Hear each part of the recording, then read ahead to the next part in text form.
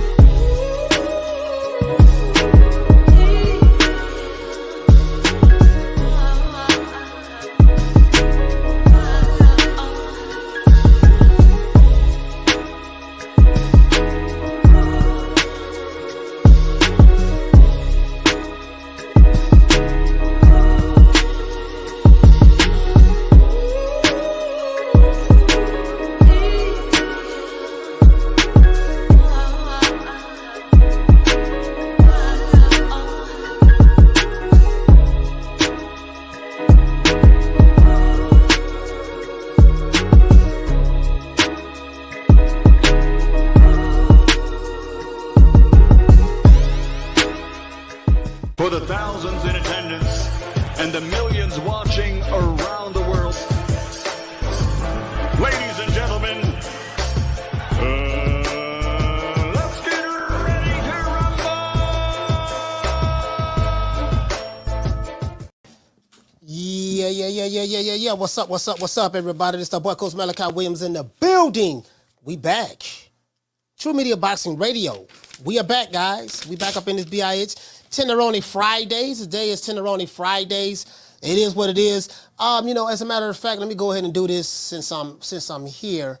Let's go ahead and do this since I'm here. Dropped a new video earlier today. If you signed up to the newsletter, you did receive an email from me letting you know that I did drop a new video. So what I want to do now is, hold on, guys. Let me drop that link over here of the new video.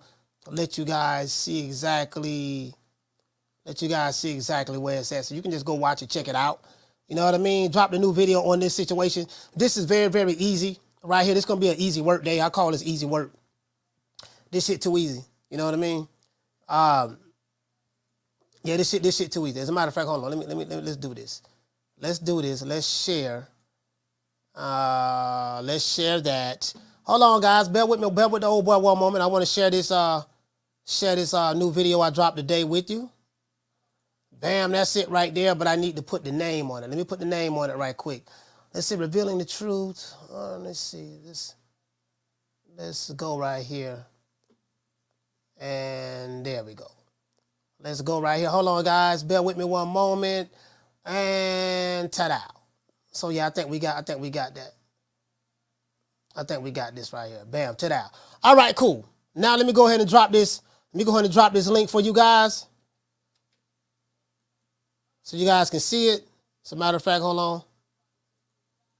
So you guys can, let me paste it right there.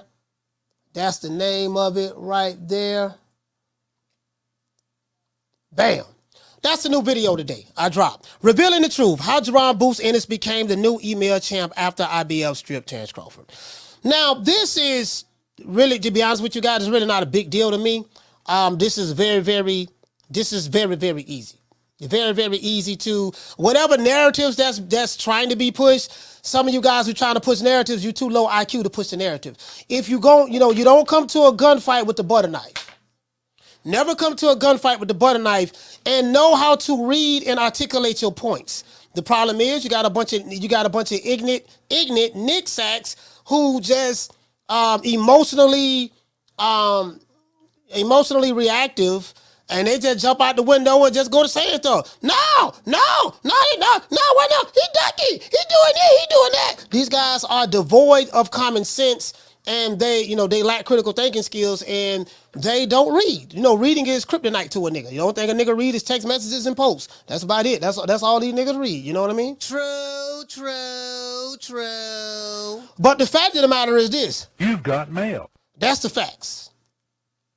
The fact of the matter is this. You've got mail. Just gotta say it. Shout out to Felix. The stickiest of the icky. You want to smoke with the old boy Rick James? Hey, okay. For dropping that half for Bam Dub on your boy. Hey, Leroy. Super chat received. Yeah. Playtime's over, boy. Yeah, we gonna call this segment. We gonna keep that same energy today. We're not going to play. We're not here to coddle anybody. We're gonna keep the same energy. That's all I'm saying. You know what I mean? I just want some consistency. Me, I want to bring some. I want to bring some type of balance to the scales. That's what I want. I want to bring some type of balance to the scales. Just want to, just want to be consistent. That's all. Just want to be consistent. Let's give everybody that's here a round of applause.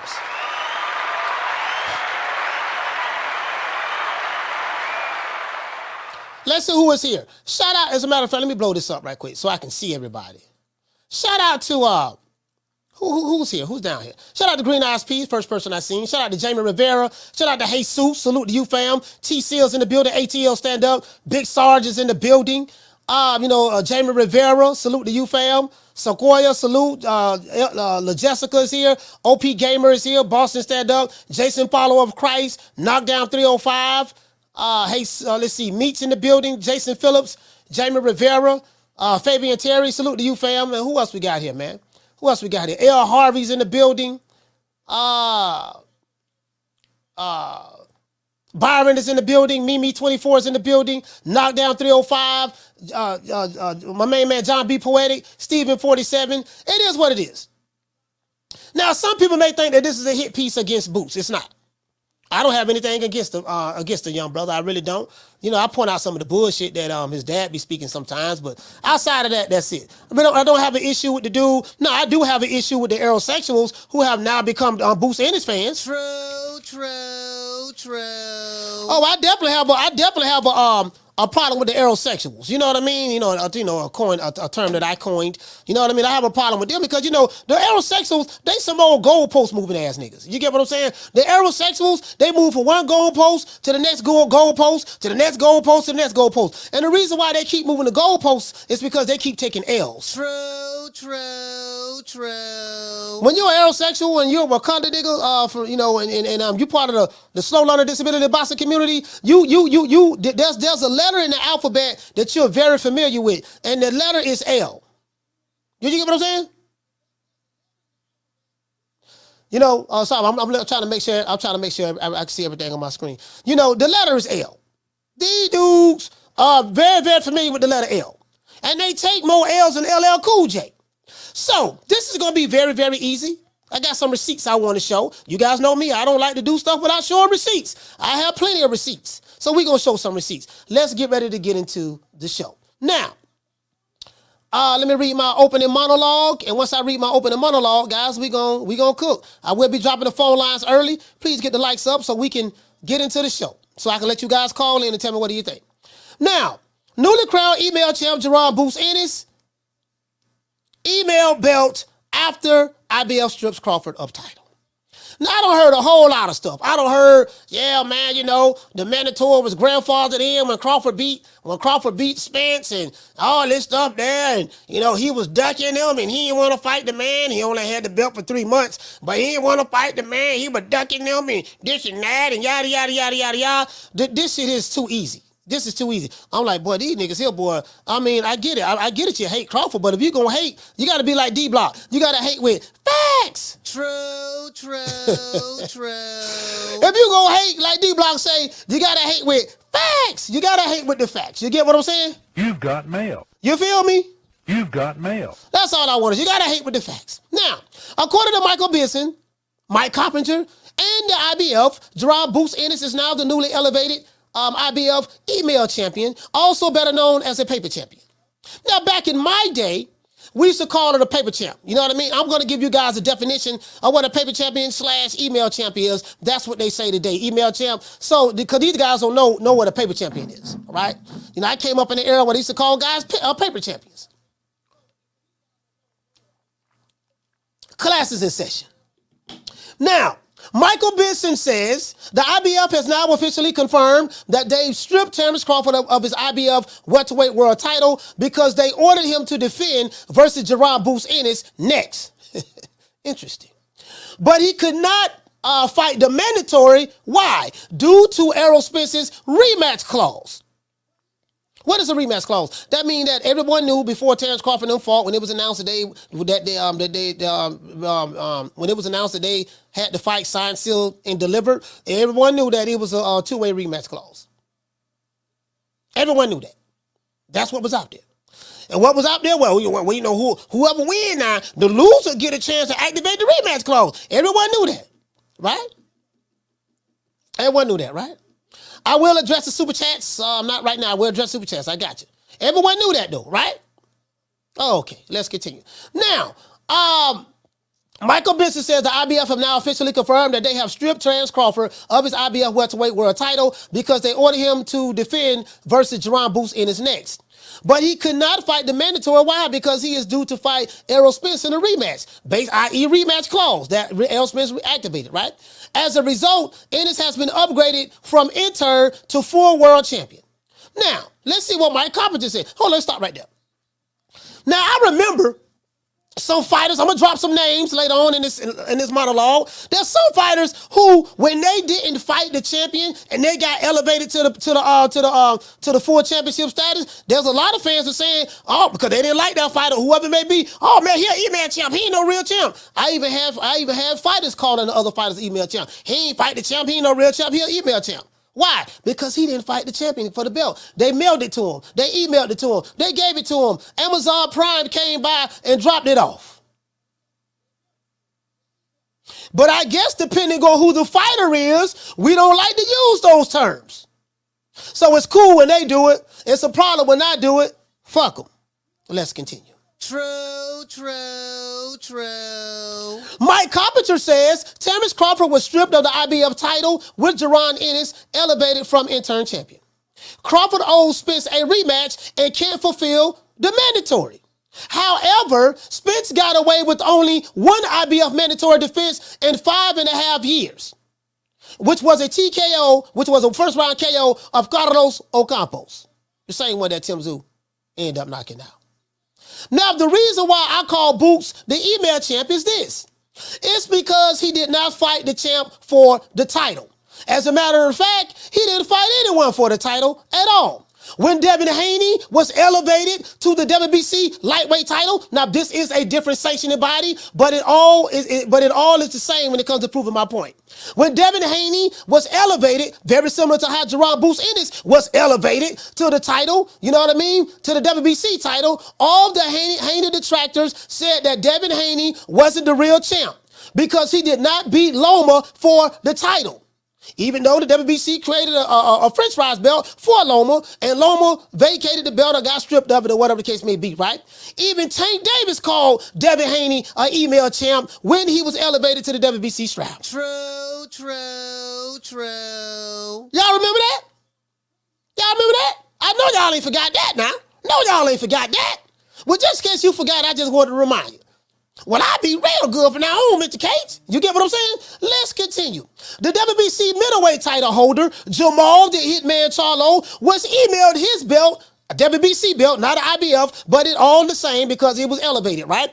WBC middleweight title holder, Jamal the Hitman Charlo, was emailed his belt way back in 2017. Why? He was elevated to the title, but he didn't beat Canelo for the belt.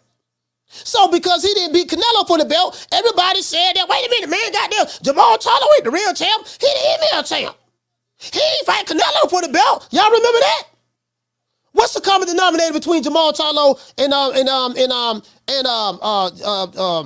Devin Haney? Outside of them being black and both of them having WBC titles. The common denominator is both of them was elevated. What's the common denominator between those two guys and Boots Ennis? Boots Ennis was elevated. Different sanctioning body, same results. True. Did you get what I'm saying? And listen, what about Jennebeck? And what about Tim Tszyu? Are they email champions as well? Jennebeck, let me ask you a question, sir. Who did you fight in order to become the WBO champion? Nobody. Hey, Tim Tszyu, who did you fight in order to become the WBO champion? Nobody. Okay, Devin Haney, when you became the WBC lightweight champion of the world back in the day, I think 2018, 19, so up in there, who did you fight to become the WBC champion? Nobody. Did you fight in the one for the title? No. Well, Jamal Charlo, who did you fight to become the WBC champion when you were elevated? Nobody. Let's continue. Now, why? Why are these guys considered email champions? Because they were elevated without fighting the champions of their respective divisions for that strap. Right? True. Yeah. We're going to keep that same energy today. We're going to keep the same energy today. What we not going to do, we not going to be moving the goalposts. This is not the Move the Goalposts channel over here. We're going to call it right down the middle. Okay? Anyways, just in case. You've got mail. You've got mail. You know, I just want to throw that out there. So the question I have is this. If a fighter like Boots is gifted a belt without fighting the champ for the title, is he now considered the newly crowned email champ? Very similar to what boxing fans were calling Devin Haney the email champ when he was elevated to the WBC strap. I'm just saying, B. I'm just saying. TFMO called him email champ too. I'm just saying. Jamal Charlo, email champ. Tim Tszyu, email champ. Jenna Beck, email champ. Even though he is not unified now. So pretty much, Boots Ennis, email champ. True. Now I know what y'all gonna say. That different. Oh, no, I'm not finished. I'm finna come with the receipts right now. Now it's receipt time.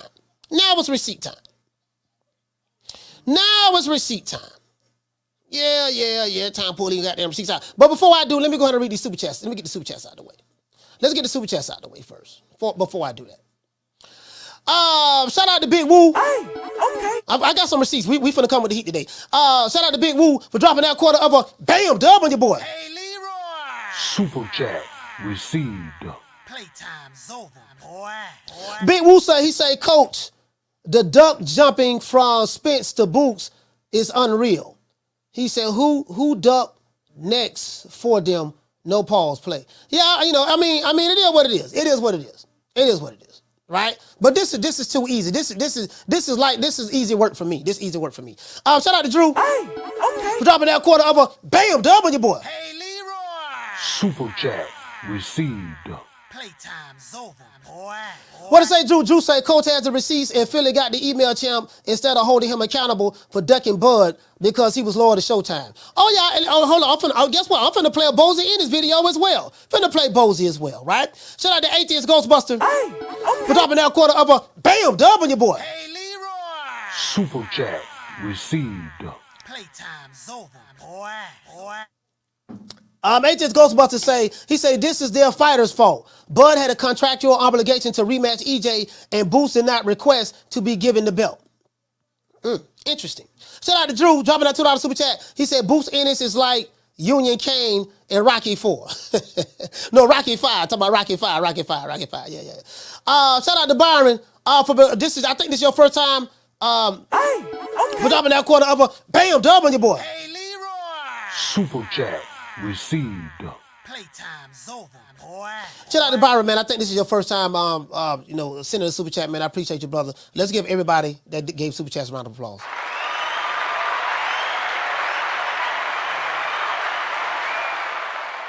This shit here like taking candy from a baby. Down from the bar, there's a platform stage. People pimping, sharp as razor blades. Now, I read some of this yesterday. Terence Crawford stripped of the belt, yada, yada, yada, yada, yada, yada. Let's go right here. Let's go to the boxing scene. You know, I think the boxing scene is owned by Showtime or Paramount or one of those guys. So, you know, boxing scene, you know how that is. You know, and then what it is, you know, yada, yada, yada, yada, yada, yada. Now, let's go right here. I got a Boots Ennis, I got a Bozy Ennis video that I'm gonna drop, that I'm gonna play as well. As you guys know, the whole world know this, Terence Crawford is no longer boxing's undisputed welterweight champion. I totally disagree with that. He's still the undisputed champion. Nobody beat him for his belt. As a matter of fact, nobody beat him for any of his belts. He's the undisputed champion. When you look and see who is the undisputed champion in the welterweight division, there's only going to be one guy, that's Terence Crawford.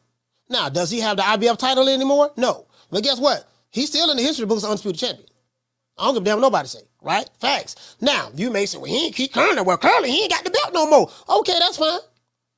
His belt got taken away and the other guy became a champion via email. But just make sure you throw that in there. He is the email champ. You've got mail. Yes, sir. You've got mail. You know what I mean? It is. You got mail. If Devin Haney got mail, hey, Devin, you got mail. Jamal Charlo, you got mail. Tim Tszyu, you got mail. Jenna Beck, you got mail. Boots Ennis, you got mail. Yeah, all of y'all on the You Got Mail list, because that's what you niggas been saying since I've been on YouTube. Y'all been saying some of these same fighters are email champs, so we gonna keep that same energy today with Boots. True. Nah, you niggas ain't finna get away today, boy. Not today. You ain't gonna get away today. I can promise you that. Your ass will not get away today. True. No, not today. You might get away tomorrow, but you ain't gonna get away today. Anyways, let's continue. Now, as you guys can see right here, it say BoxingScene.com has confirmed that the IBF has ceased recognition of Crawford's reign due to his inability to satisfy mandatory title defense obligation. Oh, this is so easy. Oh my God, I'm finna bust their ass today on this shit here, boy. Oh, IBF, I got you in the scope, and I'm fixing to bust your ass. True. This shit here is like taking candy from a baby. The undefeated 3-division champ inherited the interim IBF titleist Jaron Boots Ennis as an overdue title defense. He says that Terence Crawford inherited the interim IBF titleist position, you know what I mean, titleist position, right? For Jaron Boots Ennis as an overdue title defense. Now, let's not overlook this word right here. It's 3 words right here that caught my eye. Things that make you go, It say that overdue title defense. Question I have is this: why was the fight overdone? I mean, why was the title defense overdone? I see a couple of aerosexuals in here. I see a couple. You get what I'm saying? I see a couple. Anybody trolling? Moderators! Invite their ass to the block party. True. I just want to throw that out there. If they trolling, invite them to the block party. I don't give a fuck about them. It is what it is. Now, anyways, let's get back into the show. Now, long overdue, huh? We heard that. Long overdue. Let's get back over here. Now, Mr. Ennis has a long overdue title defense, but Terence Crawford cannot comply with the sanctioning body's rules or negotiations due to his contractually bound rematch clause with Errol Spence Jr., whom he dethroned early this summer. Matter of fact, I got some notes I wrote down right here too. This shit here gonna be too easy, boy. This shit gonna be too easy. God damn, this shit too easy. Anyways, on August the 25th, the IBF sent a letter to TBC Promotions. What's TBC Promotions? Oh, that's Terence Crawford promotion of the company. He ain't got no promoter. He ain't got no promoter. He a man in his own island. Well, look like he got his own promotion of the company right here. True. That would have looked like to me. I'm just saying, I ain't got but a GED though. But anyways, so it said they sent the letter to the TBC Promotions directing Terence Crawford to begin negotiations with interim champion Jaron Ennis, as spokesman informed BoxingScene.com. Negotiations were to be concluded on September the 24th. I think Crawford won the title July 29th. On September the 22nd, the IBF received an email from Harris Whitman, representing Crawford, indicating that an agreement for Spence versus Crawford bout contains an immediate rematch provision, which Errol Spence has exercised. As such, Terence Crawford is unable to engage in negotiations with Jaron Ennis. Let's stop right there. Oh, let's stop right there. Now, this shit here, I'm going to break this shit down like a 57 Chevy. Now, let's see. As a matter of fact, I think I'm going to do this. Let me go over here. What is that? Oh, I think it's over here. I got this right here. I got something for y'all right here. Did I write it down right here? Oh, here we go, right here. I got it right here. You got it right here. But as a matter of fact, let me pull it up. Did you guys remember something? So you saying, oh man, that don't mean nothing. That don't mean nothing. He could have got out of that fight and went in negotiations with Boots. Now, this is what these low IQ Nick sacks say, right? That's what they say, right? Let's go right here. Deontay Wilder. Oh, Lord have mercy. Deontay Wilder. All right. Oh, man, Lord. Yeah, this here gonna be like taking cancer from motherfucking baby. Cause these Nick sacks don't, these some dumb motherfuckers. These Nick sacks some dumb motherfuckers, boy. These Nick sacks are dumb.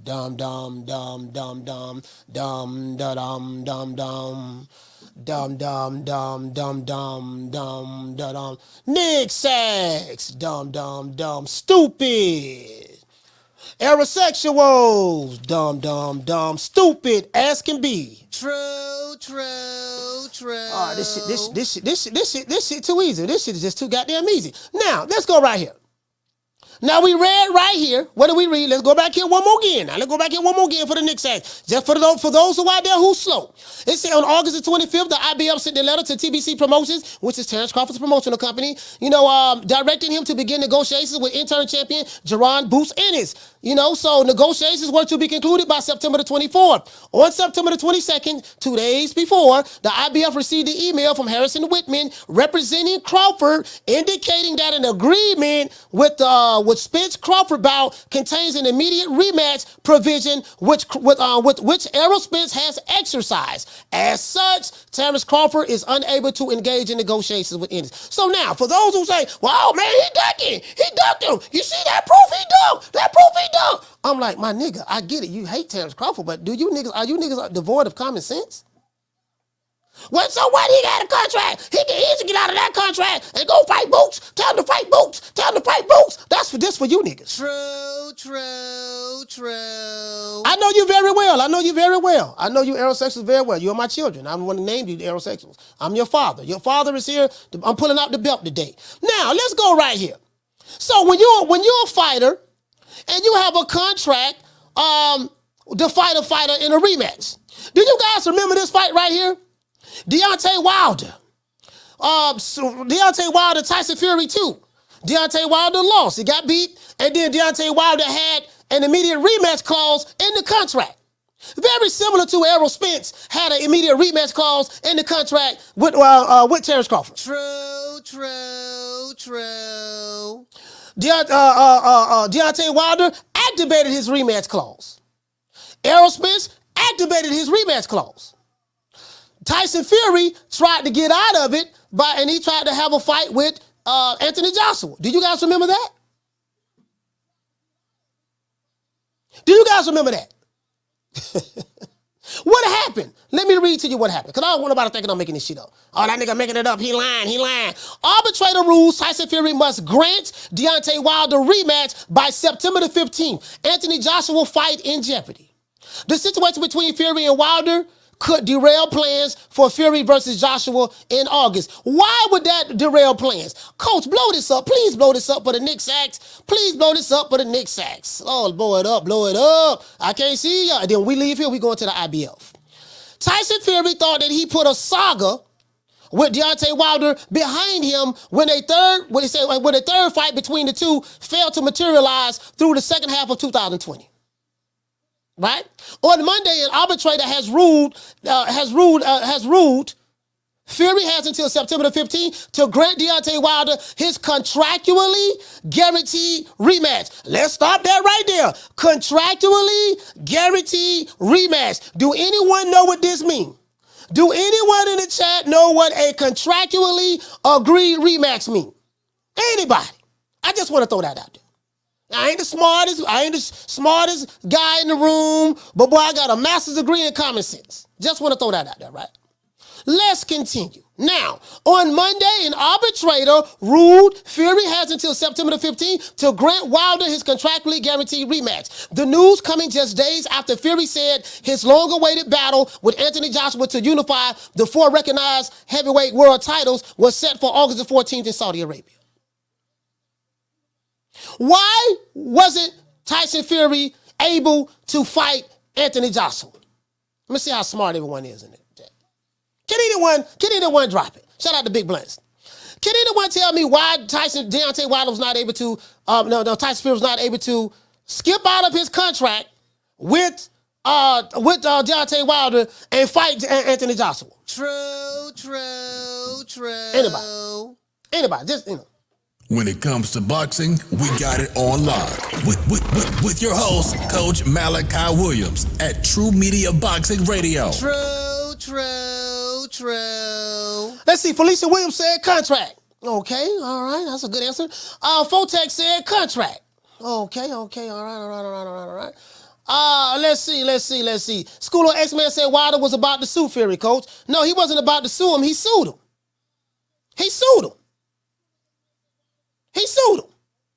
That's what Wilder did. When Tyson Fury tried to get out of a contractually binding contract, Deontay Wilder sued him. And guess what? Tyson Fury could not fight anyone until that court case was over. So for all you dummies who sit back, oh man, he ducking, he pulled the 4 boots, El Fulio, he has a contract to fight doggone Errol Spence. Everyone knew this prior to the first fight. Errol Spence activated the rematch clause, very similar to Deontay Wilder. So if Errol Spence activated the rematch clause, the question I have for you Nick Sachs, the question I have for you Nick Sachs is how in the hell was he supposed to fight Boots?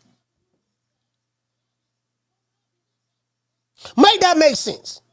Oh, but I'm not finished. I got a whole lot of more. Oh, that ain't nothing. I got a whole lot of more. Got another super chat. Shout out to OP Gamer. Hey, okay. We're dropping that half for bam, dub on your boy. Hey, Leroy. Super chat received. Playtime's over, boy. OP Gamer said, remember, mandatory trumps. He said, undisputed trumps mandatory. I don't even know if that's true or not, fam. Down from the bar, there's a platform stage. People pimping, sharp as razor blades. Yeah, I don't even know, you know what I mean? I don't even know. You get what I'm saying?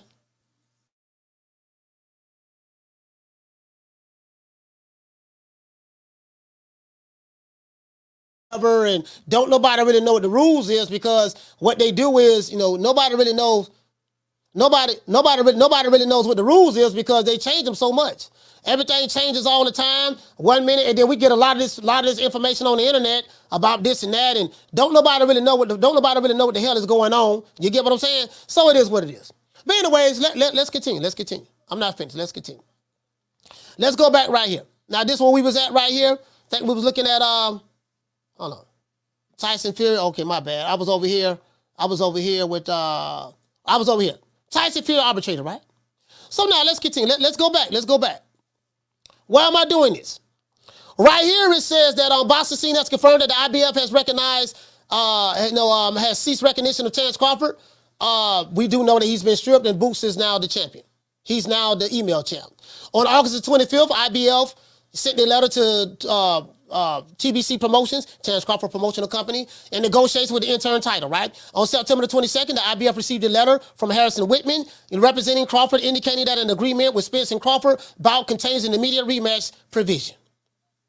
The reason why I drew the comparisons between Tyson Fury and Deontay Wilder is because I remember these niggas from the Alphabet Boys was yelling and screaming, no, man, Tyson Fury a cheat. He this and that. He trying to get out of the contract. He can't get out of the contract. Deontay Wilder got a contract saying that it's a rematch and he can't fight nobody until he rematch Deontay Wilder. Wilder gonna get it in blood. True. Y'all remember that? Get it in blood? Y'all remember that? So guess what? Errol Spence gonna get it in blood. He want to fight Crawford again, rematch. He want to get it in blood. And guess what? I.e. it's very similar to the contract, that Wilder and Fury had together. It's just the same rule applies. You got a contract. I activated the rematch clause. You can't fight nobody until you fight me. Simple. True. Anyways, let's move on. Let's go down the yellow brick road. So I decided to take this a step further. I said, you know what you got to do, coach? Do what you got to do. Let's go over here. Let's go to the IBF. Let's check the IBF out, right? Because there's a whole lot of stuff going on as relate to IBF. Well, IBF they did, and IBF they that. Now you can't take no information from no Nick Sachs now, and YouTube lawyers and YouTube managers, because them niggas don't know a goddamn thing. I can promise you that. True. Now this is from the IBF. As you can see right here, I want you guys to look up here. You can see, as a matter of fact, can you see it up there? No, you can't see it up. Yeah, this is from the IBF right here. All other weight divisions, mandatory defense obligations. Let's read the IBF's mandatory defense obligations. These are their rules, right? It says each champion so recognized by the IBF in his respective weight class from mini flyweight to cruiserweight shall mandatorily defend his championship within 9 months after acquisition by him in a contest scheduled for 12 rounds against a leading available contender as designated by the championship's chairman. Let's read that one more time. This is the IBF. Each champion so recognized, and you know what? I'm gonna drop this link in the chat. I'm gonna drop this in the chat right here, so you guys can check it out for yourself. And it's actually it's a PDF link, but y'all go check that out. Y'all go check that out. Now let's continue. It say this is the IBF. It says mandatory defense obligation. Each champion so recognized by the IBF in his respective weight class from mini flyweight to cruiserweight shall mandatorily defend his championship within 9 months after its acquisition by him in a contest scheduled for 12 rounds against a leading available contender designated by the championship's chairman. Now, in this case, it says that the champion recognized by the IBF right here is Terence Crawford. Prior to that, it was Errol Spence. It says that they shall mandatorily defend their championship. They're mandatory within 9 months after its acquisition by him in a contest scheduled for 12 rounds against a leading available contender as designated by the championship chairman. Once his initial mandatory defense obligation has been satisfied, the champion shall defend his championship within intervals of no more than 9 months against the leading available contender in his weight class by designated, in his weight class as designated by the championship chairman. Other defenses, the interim periods. This is the interim periods. You're an interim champion. Jaron Boots Ennis was interim champion. The interim periods, the champion may enter into any contest with any contender rated in the top 15 boxers in his weight class as set forth in the ratings of the IBF, subject to approval of the chairman of the championship's chairman and to the president. All optional defenses and any in all optional defenses and any in all other bouts by a chairman shall be concluded at least 60 days prior to the date of the chairman's mandatory is due, and shall be subject to approval of the championship's chairman and president. Now, there's a whole lot of stuff going on right here, but let's read this right here. It say, should a champion lose his title in an optional defense against an opponent other than the leading available contender, the new champion shall be required to make his mandatory title defense against a leading available contender. This is the case, what they're saying right here with Crawford and Jaron Ennis.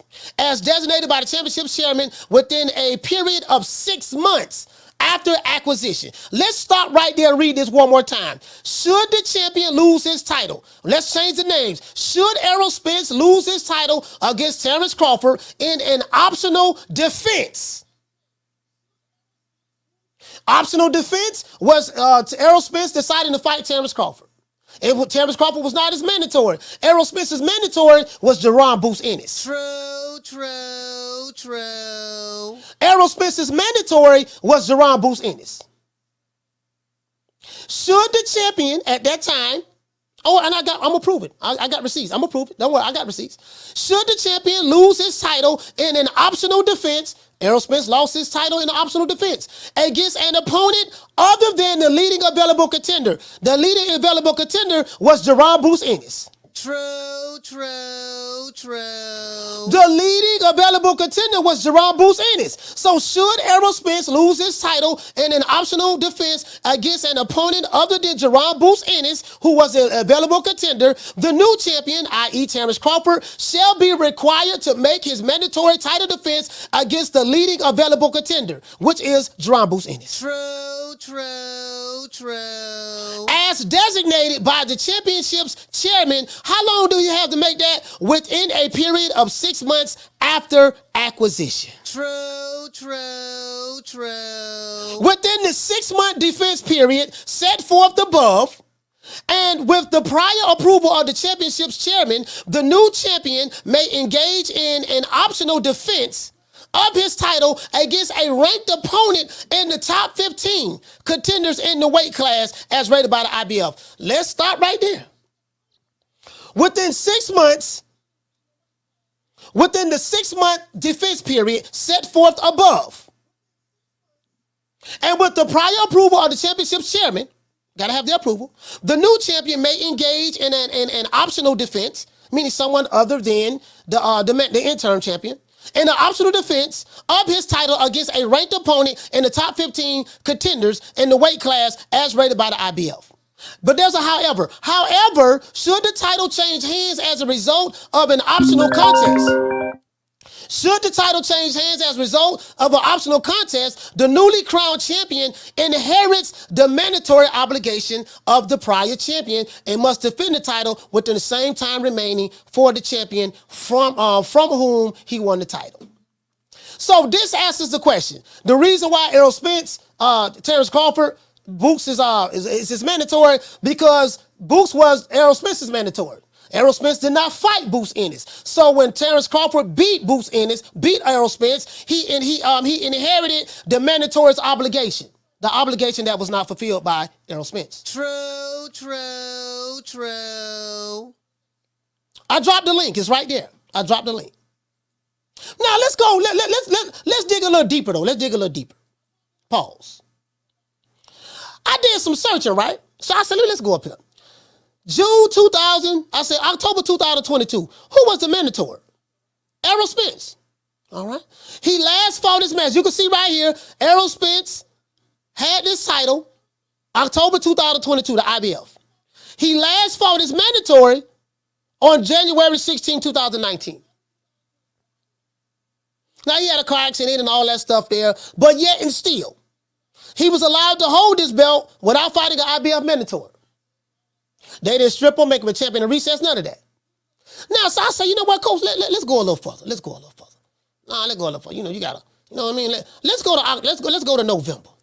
November, okay, Errol Spence was still a champion, okay. Let's go to January 2023. January 2023, as a matter of fact, hold on. Let's go back.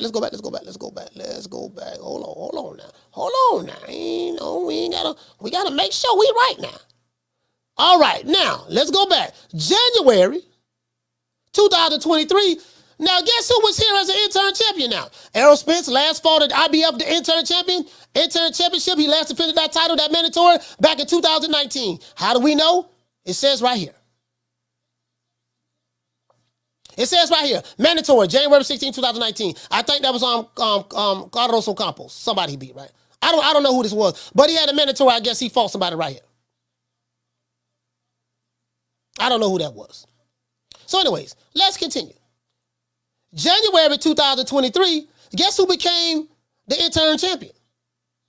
Jaron Boots Ennis. Now, according to these rules, you get what I'm saying? These rules are kind of all over the place. So once Errol Spence became, he was the champion, and once Jaron Boots Ennis, became the interim champion, he became the mandatory to Errol Spence. But we found out that Errol Spence was going to fight Terence Crawford later on in the year. We found that out about May of this year. Was IBF pressing Errol Spence to fight Jaron Boots Ennis? No. They wasn't pressing him at all. As a matter of fact, we didn't even hear any of the Errol-sexuals saying, Errol Spence, Ducky Boots. Boots is mandatory. Why he ain't fighting Boots? Why he ain't fighting Boots? Boots is mandatory. True. Hey, we ain't hear none of that from the Errol-sexuals. What was the Errol-sexuals when doggone Boots became the mandatory in January? Let's continue though. Let's keep going. Was Boots still the mandatory in February 2023? Yep. He was the mandatory in February 2023. That's true. Let's see. Was he the mandatory in March of 2023? Yep, he was still an intern champ, mandatory. Yep, he was still there. Let's see right here. Bam, number 4, right? Now, their rules said that, you got 6 months to defend the title. That's what they say in their rules, right? 6 months, something of that sort, right? So now, as you can see, Jaron Boots Ennis was the guy all the way up until he became the email champ. I go right here to May, he's the guy. Let's see. I go right here to June, Jaron Boots Ennis is the guy. I go right here to, hold on. I go right here to July. This is the month that Crawford ended up beating Spence and became the champion. As you can see, the champion changed. Crawford was the champion. Is the champion to this day. Even though he's been stripped, but he's still the champ. You get what I'm saying? Now, so as soon as he get the belt, okay, look, man, now you got to negotiate something now. You got to work something out, yada, yada, yada, yada, yada, yada. But guess what? He's contractually bound to fight Errol Spence for a rematch. I didn't even show y'all this.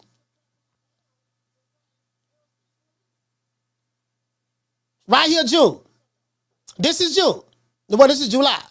And this is June. As you can see, from June on back, Jaron Ennis was the interim champion. June, May, April, March, February, January. January this year, he became the interim champion. Errol Spence, you ain't hear nothing about Errol Spence fighting his mandatory. Why he ain't fight Boots? Why he ain't fight Boots? We ain't hear nothing about that. So let's continue. I'm not finished. I got some more, a whole lot of more. I got a whole lot of more, right? Question I have is this. So I hear what people are saying. People are saying that, you know what, man? You know what, coach? This shit don't make no sense, right? Hold on, man. The IBF is doing right. And again, I'm not mad that they stripped Crawford and boosted the email champ. I ain't mad about that. But I want to show you something, though. Let's continue. Let's go here. Let's go to ratings. Let's go. Now, you know what? Let's go up here. Let's go to junior middleweight. Y'all know this guy right here? Jamel Charlo last fought at IBF mandatory back in June 2026. June 26, 2021. Y'all see that right here. This is the IBF. This is the IBF page. That's the last time he fought a mandatory. So if I go by their rules, now I do know that this guy, they say this guy been accepting step aside money and all this shit there. I don't even know how true that is. But if I go by their rules, okay, when was the last time Jamel Charlo fought his mandatory? As a matter of fact, Jamal Charlo, and he defended it July 17, 2021. So he defended his mandatory on July 17, 2021.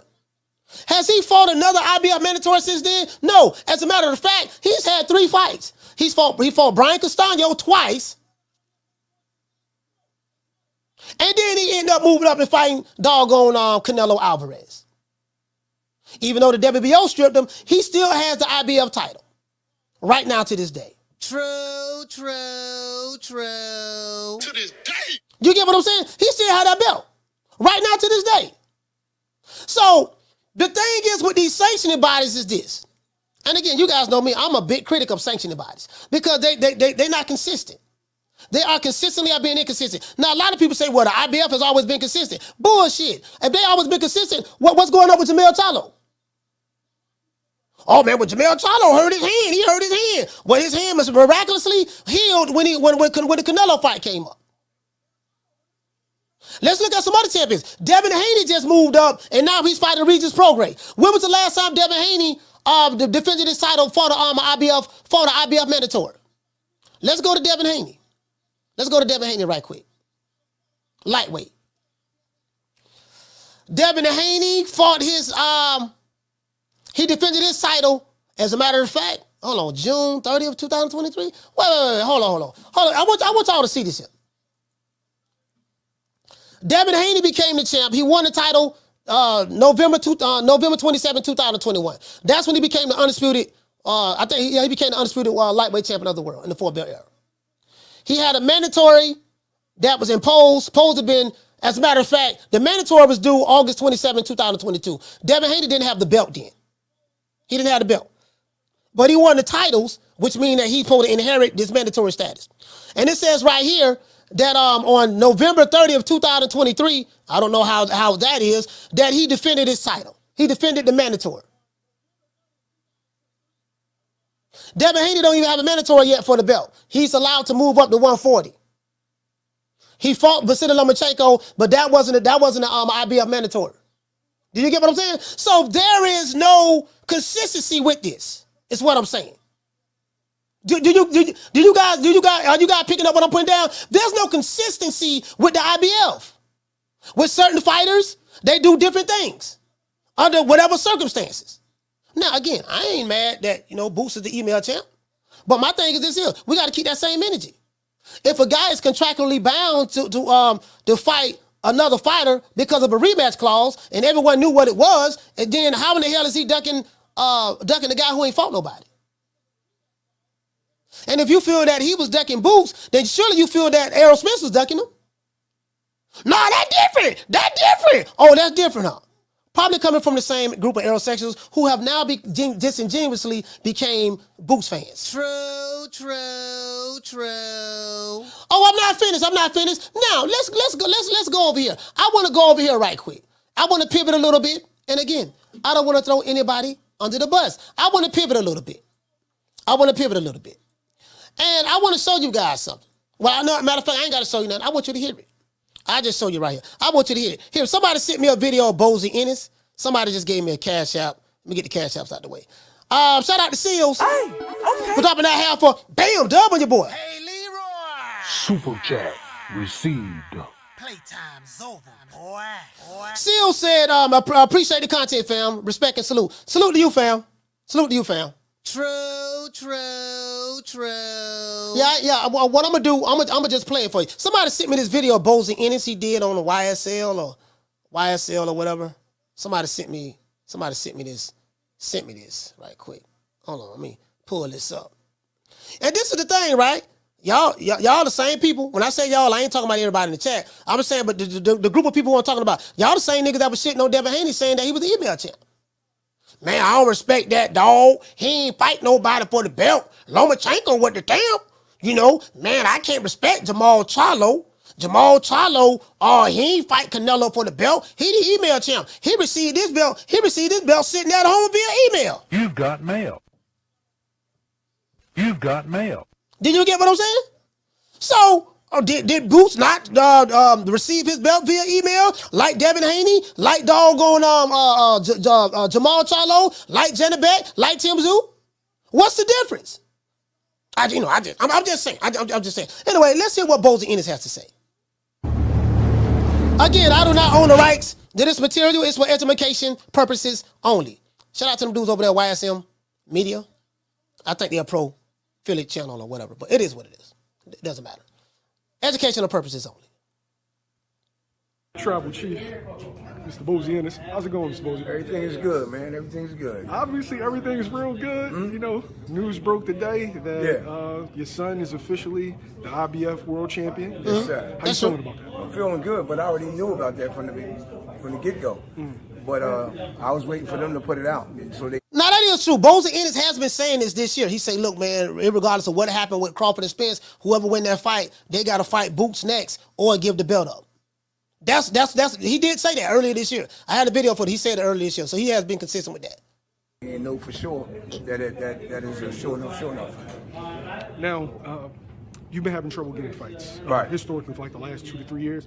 Do you think now that you are world champion and that it will be unification bouts with the other champions that you'll be able to get them in the ring?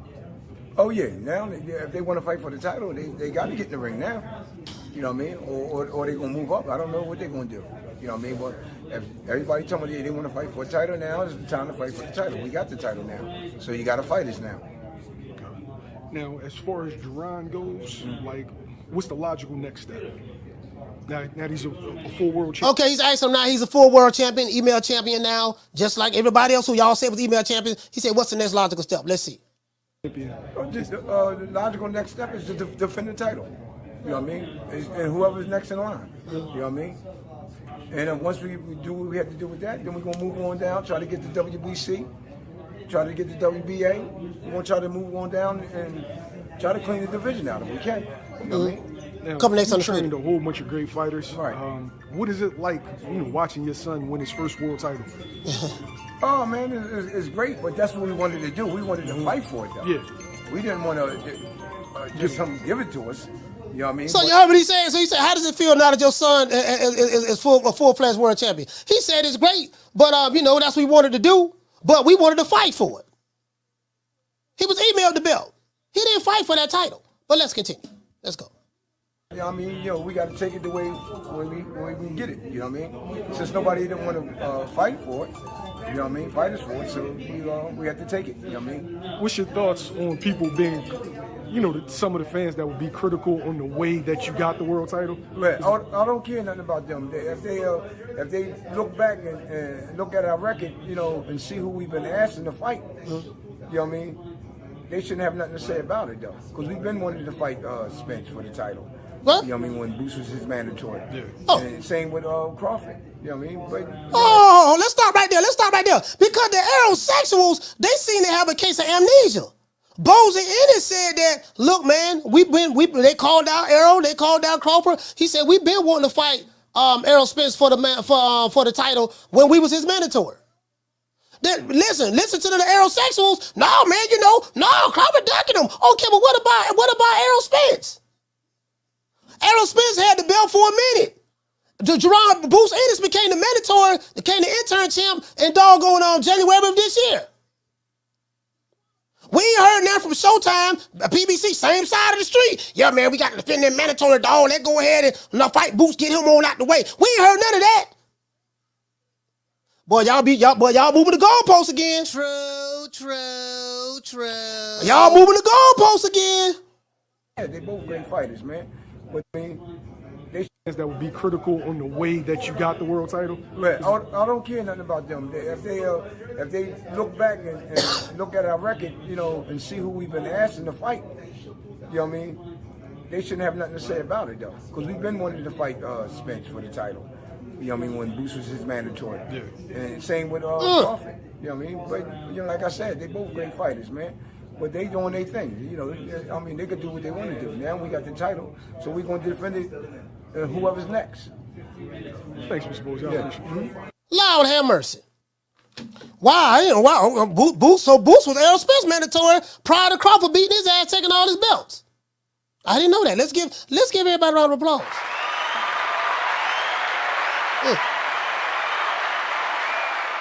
You know, another thing too, right? I decided to go to the Gillette Kid before I dropped these phone lines. I decided to go to the Gillette Kid. I was about to go to the Gillette Kid podcast. I mean, not podcast, but his Instagram account, right? Because I wanted to see what the people who follow Gillette Kid had to say. Let's see what the people have to say over here about Boots now becoming the new email champ. We're gonna keep that same energy now. We're gonna keep that same energy, right? Gotta keep that same energy. Oh, my bad, dog. My bad.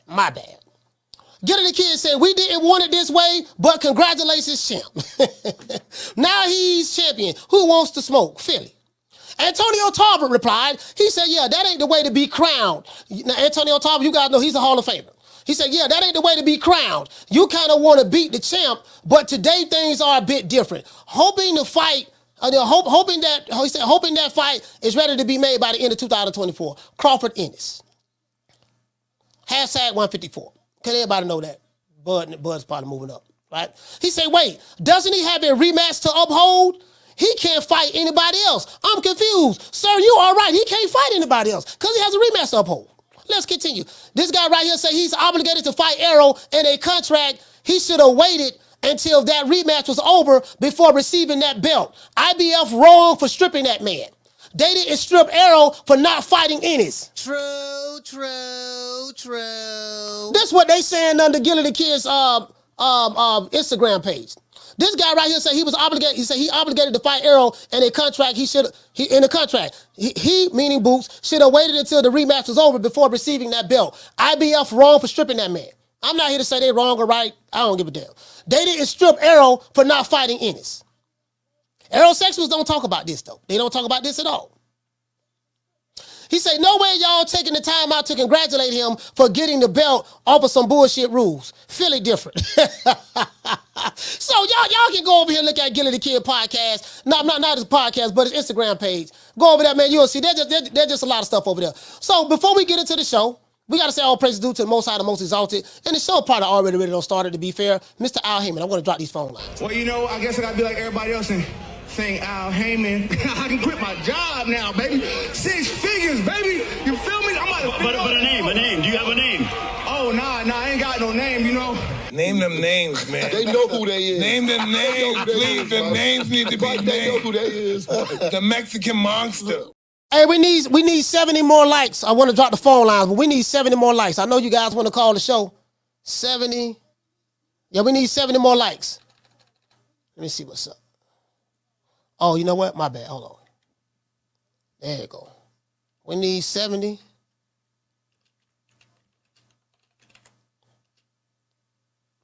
We need 70 more likes before we go up the phone lines. Anybody sitting here watching the show, hate watching, don't want to hit the like button? Riley, get him. Look, fuck you. Fuck the plane you flew in on. Fuck them shoes. Fuck the socks with the bell on it. Fuck them cheap-ass cigars. Fuck your yuck mouth teeth. Fuck your hairpiece. Fuck your chocolate. Fuck Guy Ritchie. Fuck Prince William. Fuck the Queen. This is America. My president is black and my Lambo is blue, nigga. Now get the fuck out of my hotel room. And if I see you in the street, I'm slapping the shit out of you. Now, this is not a knock on Boots. This is not Boots' fault that he is the email champion. It's not his fault. It's not his fault at all. I'm not going to do what aerosexuals do and tear down Boots because I don't have anything personal against Boots like aerosexuals have things personal against Terence Crawford. It's not his fault, you know, but he is the email champ. There's no way around that. If you didn't fight nobody for your belt and you received your belt via email while you was at the movies chilling with your baby mama, or you was at the house watching Netflix, guess what? You the email champ. True. If you receive your belt like this, you've got mail. You've got mail. Guess what? You the email champ. True. That's what y'all say, right? Now, I'm not saying I agree with those terms. I'm not saying I agree with what you guys say online. But guess what? I'm just running with it. Because it's cool when they do it. It's a problem when I do it. Fuck them. And what I wanted to do was I wanted to put your narratives out there and put your narratives right there on Front Street. Your narratives, these Wakanda nigga narratives, these Shea Butter Laptop Revolutionary narratives, aerosexual narratives, your narratives are like spider webs. The only problem is you don't know how to navigate through your spider webs. You don't know how to navigate through your narratives. So you get caught up and tied up in your own narratives. Because when the narrative that you're pushing applies to a fighter that you don't like, you be gung-ho with it. But then when that same narrative applies to the fighter that you do like, you try to distance yourself from that narrative and back away as though you never brought the narrative in the first place. True. You feel me? Just want to throw that out there. Now, anyways, let's go ahead and get these super chats out the way. We need, we got to get the likes over 300. We need 25 more likes. Once we get over 25 likes, once we get that, the phone line's going to be over. I'm going to drop it like it's hot. Phone lines, that is. Pause. Shout out to Gorgeous. Hey, okay. We're dropping that quarter of a bam dub on your boy. Hey, Leroy. Super chat received. Playtime's over, boy. Gorgeous say, Coach, Crawford would beat the brakes off of Boots. Shout out to Drew, dropping that $2 super chat. He said Espinosa and Bozy said BOK Prime offer was real. Yeah, everybody know that offer was real. We know that. We definitely know that, Drew. Well, you know, you gotta say that because some of these guys have selective memories. When it fits their narrative, they you know, because these niggas be making these narratives up, they be lying. So when they'll lie to fit their narrative. So when it fit their narrative, they run with it. When it don't fit their narrative, these niggas got amnesia. True. Shout out to Abdul Wakil. He said us in Philly don't want that email belt brought here. All right, I understand what Abdul Wakil dropping that $2 super chat. Shout out to Abdul Wakil dropping that $2 super chat. He said only belt worth anything is the WBO. Salute, Coach. Salute to you, fam. Again, this is not Jaron Boots Ennis' fault. I'm not here to tear the brother down. Actually, I'm not.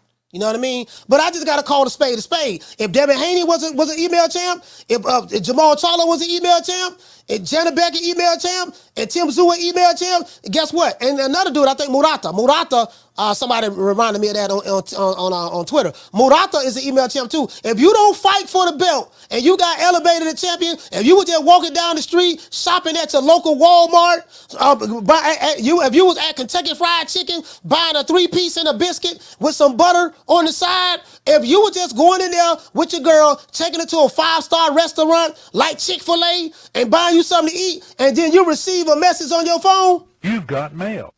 You've got mail. And you open it up and it say that you are now the champion, guess what? You're email champ. True.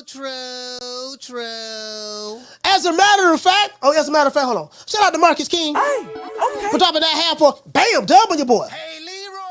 Super chat received. Playtime's over, boy. Also, guys, there's somebody that did not want to, that ducked the fade, ducked the smoke from Hippity, and so Hippity has been elevated to the new email champ. Right now, Coach Malachi I received my IBF belt. I received my belt today. I have been elevated to the new IBF champ. I was the intern champion. Couldn't find out that whoever the champion was, he got stripped. And now I am the new intern YouTube champion. The IBF sent this to me today. Let's give the IBF a round of applause.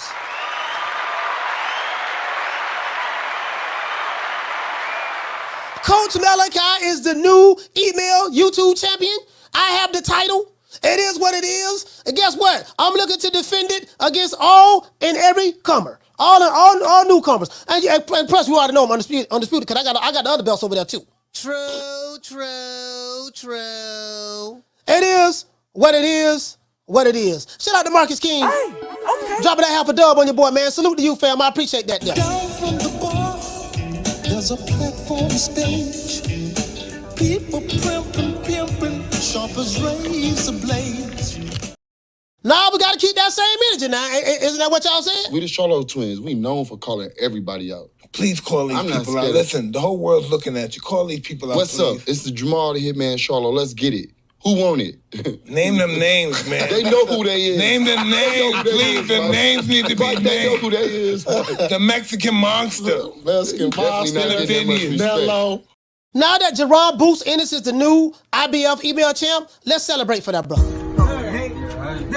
Hey. Yeah. Ooh, that look good. How much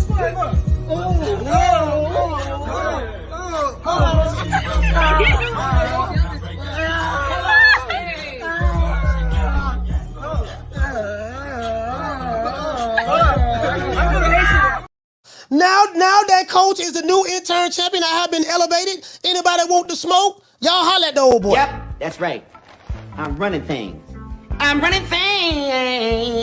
Cream corn. That's why they call me that. Smooth. I got more measure for your pleasure. Stick with me, baby. I'll have you farting through silk. And let a nigga mess with me. I'll jump on him. All 93 pounds of pure dynamite.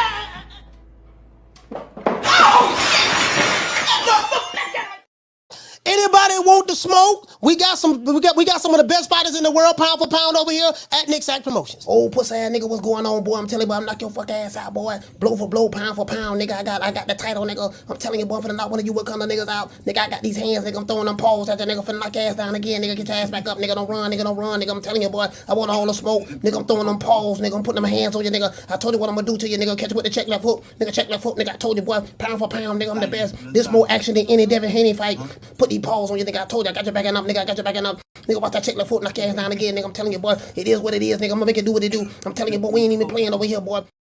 Phone lines is as a matter of fact, we need 15 more lines. We gotta get over 300. Before I drop the phone lines, we gotta get over 300. What we gonna do is this here, man. Now I am the #1 contender. I'm tired of James the Poodle, Grim Reaper, whatever you want to call himself, ducking me.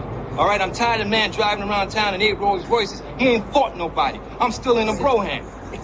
We're gonna go take a short station identification break, and when we come back, phone lines should be open. About you.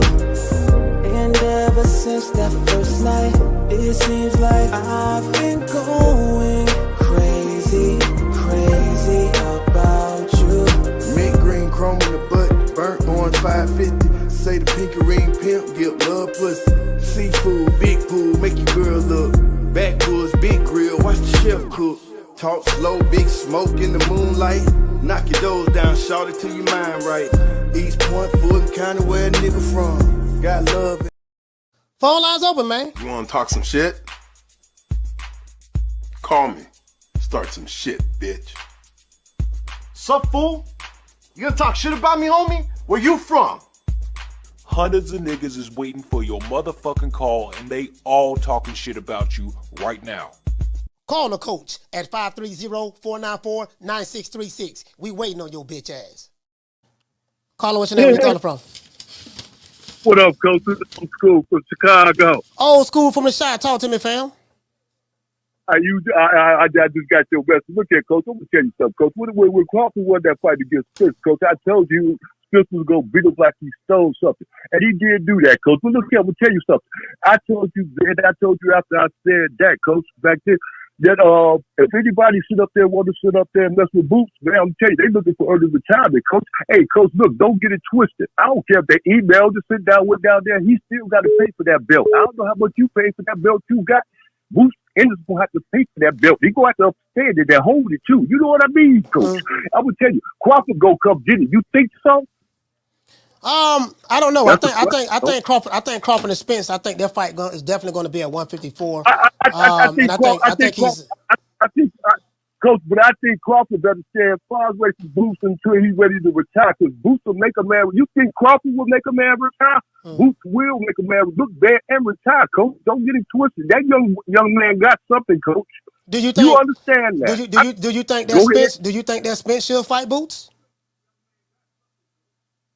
No, I don't think Spence want to go through that again. I don't think he want to go right back to it with Crawford no more. He don't want that. And he definitely don't want Boots. Boots makes you look bad.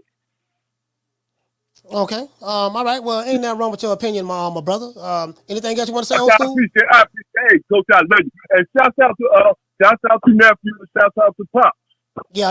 I'm gonna have nephew on the show, man. Before they fight December the 2nd, they the co-main event on the Ryan Garcia undercard. They fighting in Houston, so I'm gonna have him on the show before they fight. All right. Yeah. Hey.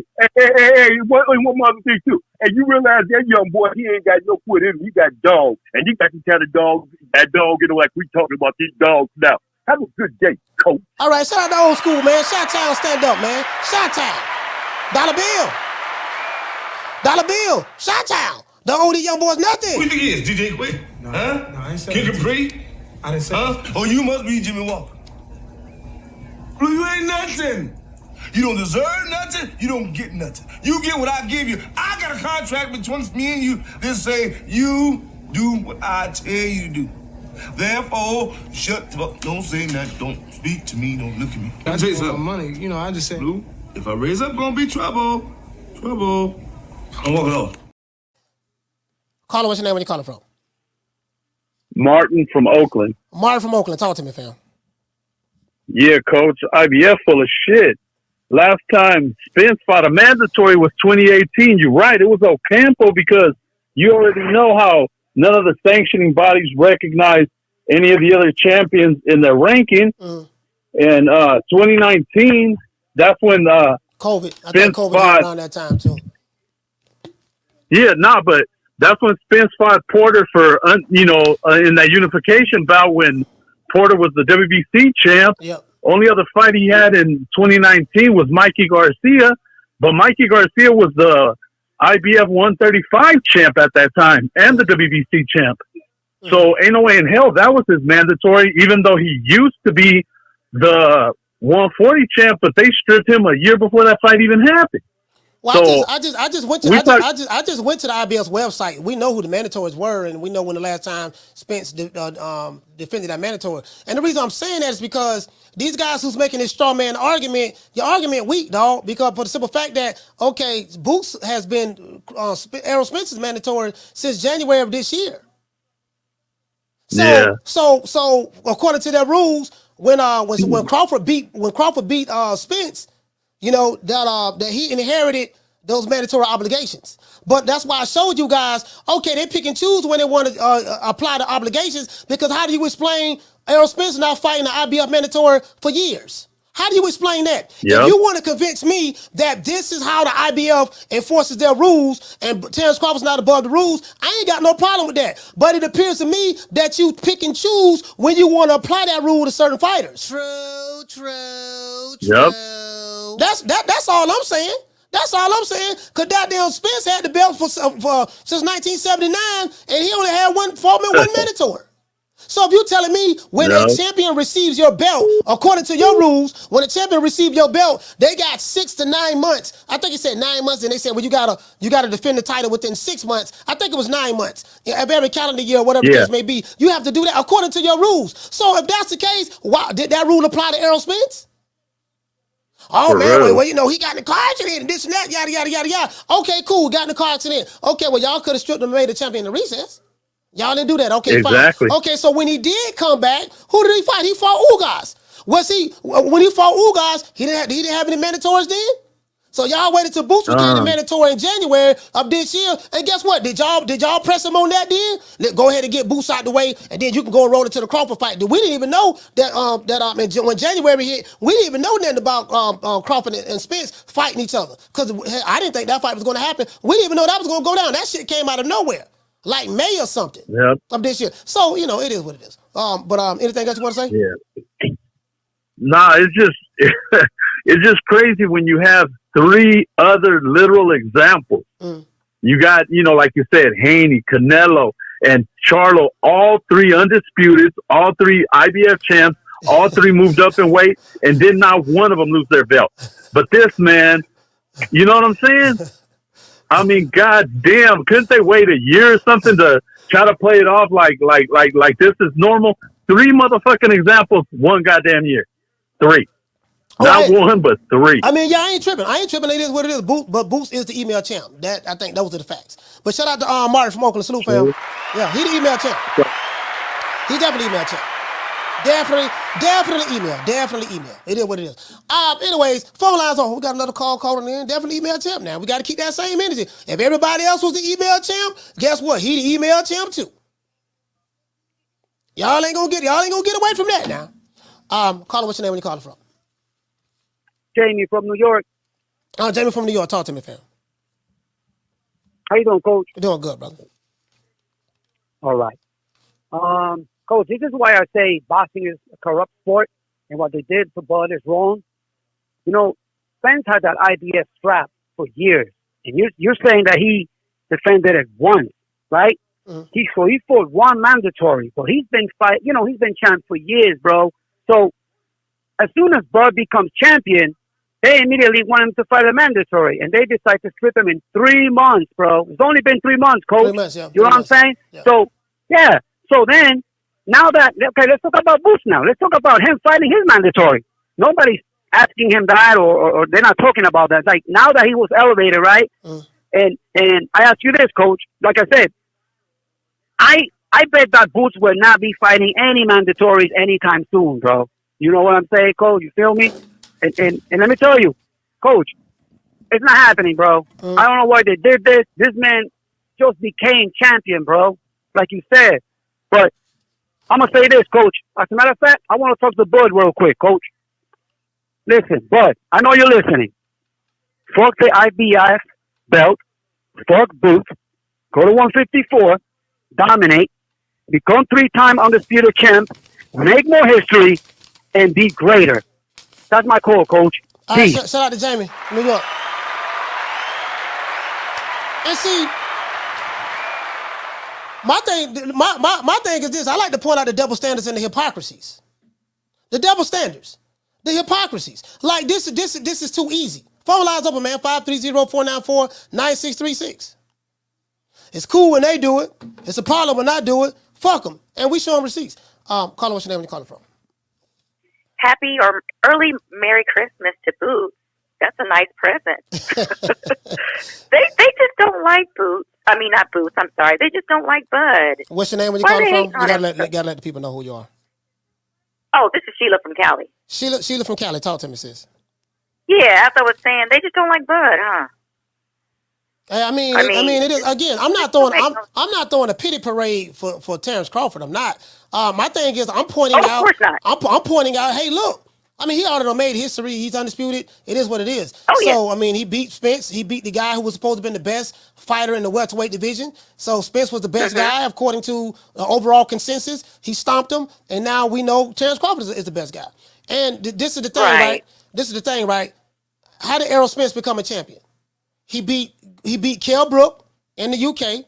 He beat Sean Porter in California for the WBC, and he beat Ugas in Texas. How did Terence Crawford become champion? He beat Jeff Horn, the guy who beat Manny Pacquiao, and then he beat Errol Spence. So those two guys did all the heavy lifting. So who did Boots beat to become a champion? He didn't beat nobody. He got it via email. So that's all I'm saying. Now, is that Boots' fault? No, it ain't his fault. No, but it isn't. But that's the reality of the situation. Yeah, and his dad even said, "I will take it. You know, we'll take it." I mean, but still, it's not fair. But IBF is the only one that makes those type of rules, or is that with every other, you know, WBC? Do they have the same rules? Because that just doesn't make sense to me. Well, I don't want to confuse the other sanctioning bodies with this. We just dealing with the IBF. But the reason why the reason why I said that, sis, is because we have other examples. Jamel Charlo. When is the last time Jaron Charlo defended his IBF mandatory? I just showed it to you on the show. I just showed it to you. Went to the website. I know, and that's why I looked at it, because I'm a student of boxing, so I learned from visuals. So I was like, wow, this don't make sense. So they're picking but I and just want to choosing. give my 2 cents. They're picking and choosing. To me, they're picking and Yeah, choosing. it is. Yeah. Well, I just wanted to make my little comment. Have a good day. All right, shout out to City from Cali, West Coast. Yay.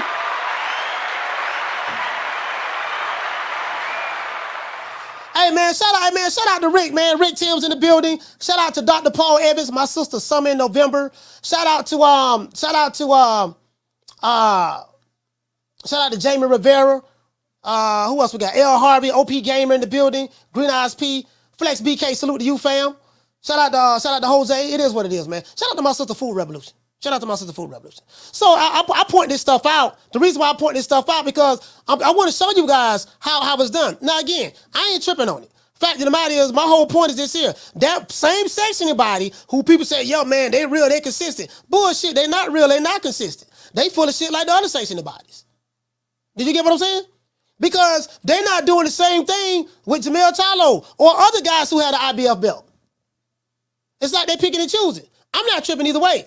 You get what I'm saying? But shit, when Spence had that belt all those years, he wasn't fighting no mandatories. So I just want to throw that out there. And I just showed it on their website. His last IBF mandatory was Ocampo. Carla, what's your name? Where you calling from? It's Damien from Baltimore. Damien from Baltimore. Talk to me. Hey man, I'm just here to cut up a little bit for a couple seconds. I'm gonna be a conspiracy theorist for a second. So we know that, you know, they had that everybody has their 18 months, something roughly like that. Well, I guess that's 6 months. But I'm doing like the whole clock. It was the whole clock of when you got the belt. Mm-hmm. Just saying that he had the 18 months. But we know Errol had it, and Uncle Al talked to the IBF because they never pushed up on him. So my conspiracy is that Uncle Al don't want to fight. They don't want to pay for the fight, and EJ saying he want to fight for undisputed, right? So he tells the IBF, if you strip Bud. So they strip Bud, so now EJ can't fight for undisputed. So he's like, what you still want to fight for, EJ? That's why you still want to fight. You ain't gonna get undisputed. Hey, you know what? And you know what? Things to make you go, So, you know, this how you come up with all these conspiracies. Yeah, dog, see, this what it is now. Check this out, Damien, now. What it is now. Hold on now. This came from up top. This bigger than Nino Brown. I'm just saying, because all the time my man had the belt, and it was no problem, right? It was no problem for him to hold the belt. We know that, you know, Al came with the bag, slid the envelope. Hey man, strip that man. Strip that man. I ain't paying for this shit. Ain't nobody paying for this fight. I just want to start the talk on Friday, man. All right, shout out to David, man. Be more stand up. Salute, fam. Hey, you know, okay. Hey, my brother. Hey, my brother don't came with the conspiracy. Wait a minute, brother. How come certain fighters are able to hold on to the IBF without fighting a mandatory, but as soon as this dude had that belt for 3 months. He had it for 3 months. How come he had a belt for 3 months and he gets stripped immediately? Well, see what it is. He had to inherit the other guy's mandatory. I said, okay, but how come that guy, after he fought Ugas, he was able to sit around and not have to fight anyone else all this time without even being stripped? How come is that? We must internalize the flatulation of the matter by transmitting the effervescence of the Indonesian proximity in order to further segregate, to preclude on the issue of world domination would only circumvent, circumcise the revelation that reflects the aphrodisiac symptoms which now perpetrates the Jericho's activation. Hey, Carlos, what's your name? Where you calling from? Hey Mo, what's good with you? Ron, boy, talk to me, fam. Man, look, why are we acting like I didn't tell y'all that Fat Daryl told them peoples y'all make this motherfucking fight without having paperwork on Boots? The IBF is snatching the belt. I told you that was going to happen. That's why I told you the rematch for Earl and Bud wasn't never going to be at 47. It didn't make any sense. It wasn't going to happen. It was either going to be the IBF or the WBA. Simple as that. And at the end of the day, we cannot blame the IBF. Did the right thing. It is what it is. Bud is a victim of collateral damage. Y'all had Obama hold up the welterweight division all these years. All these years, he didn't do nothing but get hurt, fight once a year. Get drunk, get hurt, whatever the fuck, get his eye busted up, trying to box drunk, trying to spar drunk, got fucked up. Hell with the whole division. It don't take no motherfucking 5 years to collect 2 belts, Mo. It don't. This is the prime example of why you should never over-marinate fights. Now everybody's upset with the IBF. Everybody's upset with this. No, we don't need to get. It was already out there that what the IBF was going to do, Mo. We already know. You said. I mean, no. I'm not saying what you say. You saying it's they picking and choosing. I don't really think it's a pick and choose thing. I think it's a pay to play thing.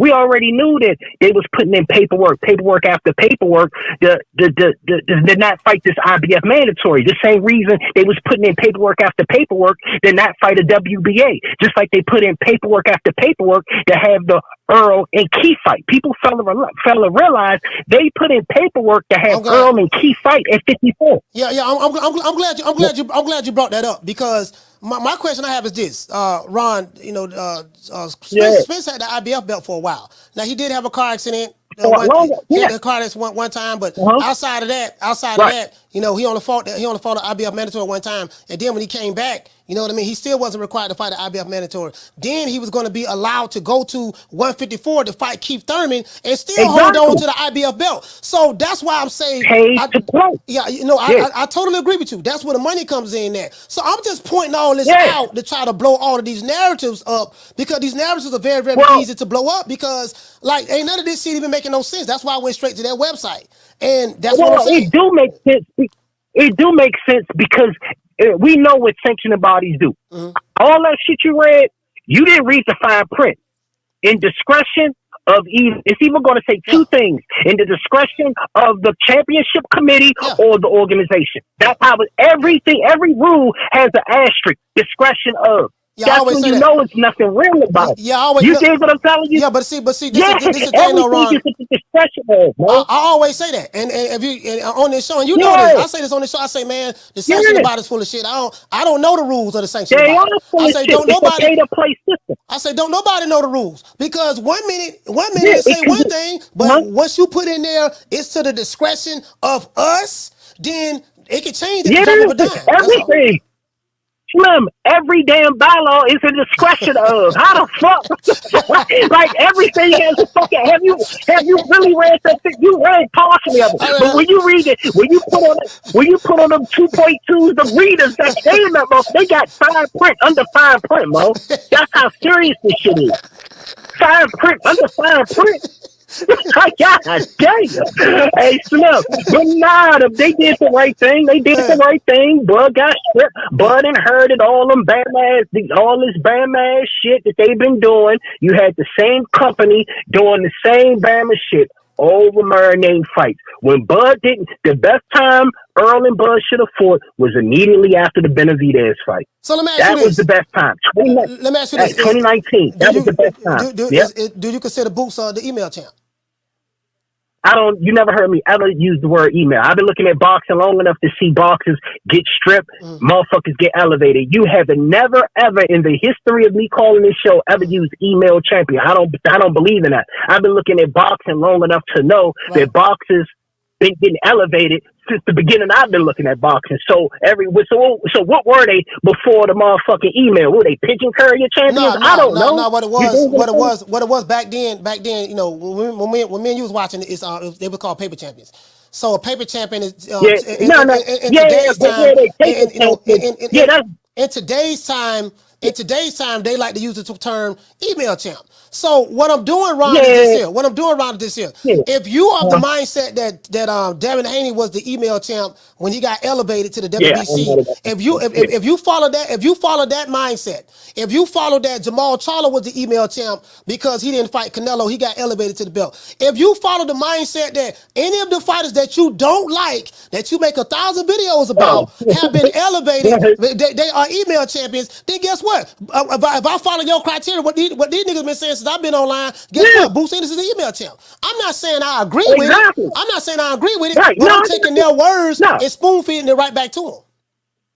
Right, and that's why you never heard me ever use the word email in any of this. I've been looking at boxing long enough that I know a lot of motherfuckers I used to rock with that got elevated because they didn't get no smoke. So me calling another boxer a paper or email make me look bad. Slim, I ain't never using that. That shit don't even make sense to me. You dig? That's some new boxing shit. I'm on a whole different plateau. You dig with this shit. But at the end of the day, Mo, now we in a situation is, who do Boots fight next? We already know what Earl and Bud ain't about. That's what this comes down to.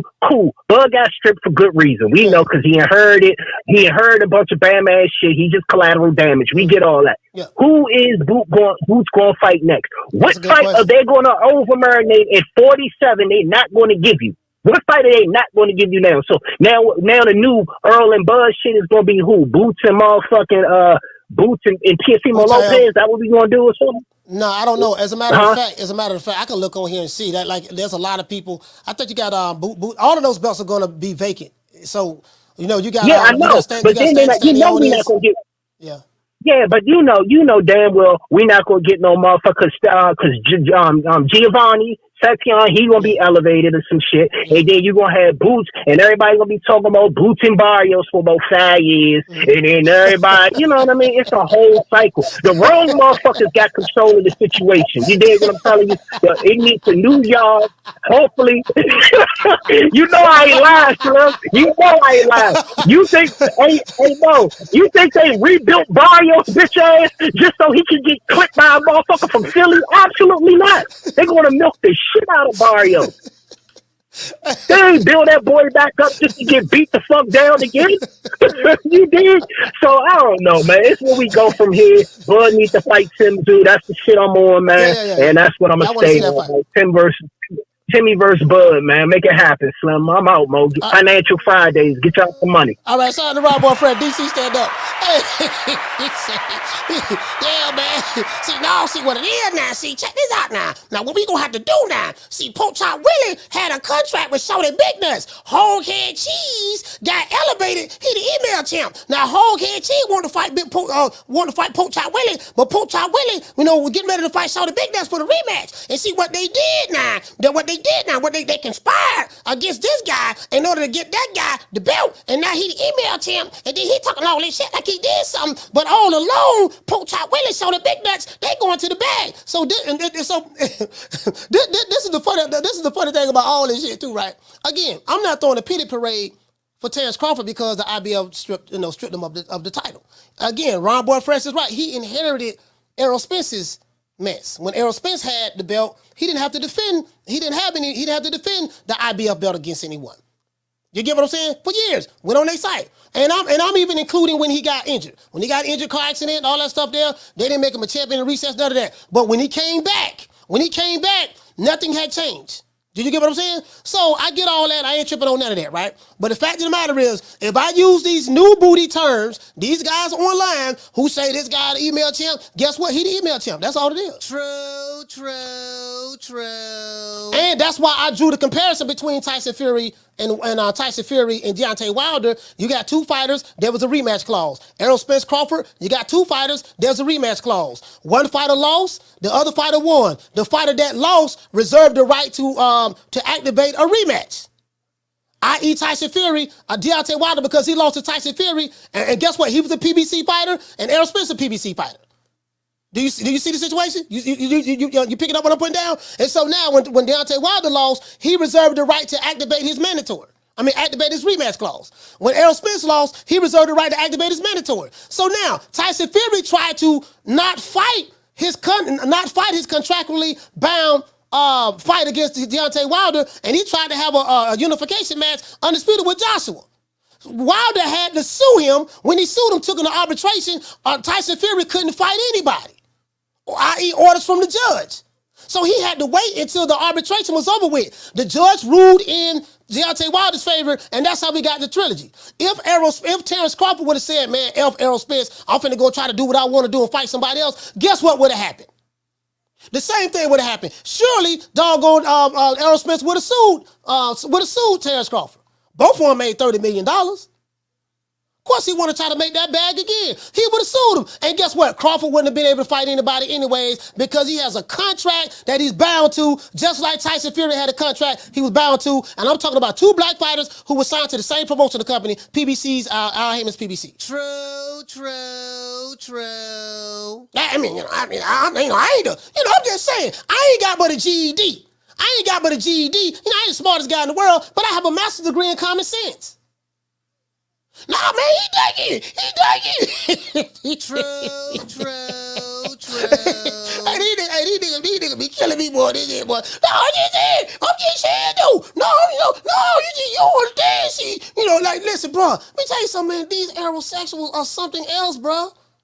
Listen, I'm trying to tell y'all, bro. These niggas at home right now eating a bowl of cereal, motherfucker. And I like cereal. I ain't gonna lie, I do like cereal. I had to back up off of it. But these niggas at home right now eating a bowl of cereal. Nigga don't ate 3 boxes of cereal in 24 hours. True. Nigga don't ate 24 boxes. Nigga don't ate 4 boxes of cereal in 24 hours. No, nigga, see, you see what I'm saying? And what the hell now? See, but I love when these guys talk. I love when they spit their narratives, right? Because their narratives are so flawed. Sit back and listen to this shit. Like, my 9-year-old son can figure this shit out. Little Malachi be like, Dad, you know what? Yeah, what's going on, son? Yeah, well, if he has a contract to fight this other guy, how can he go fight this guy that all of these guys are screaming at?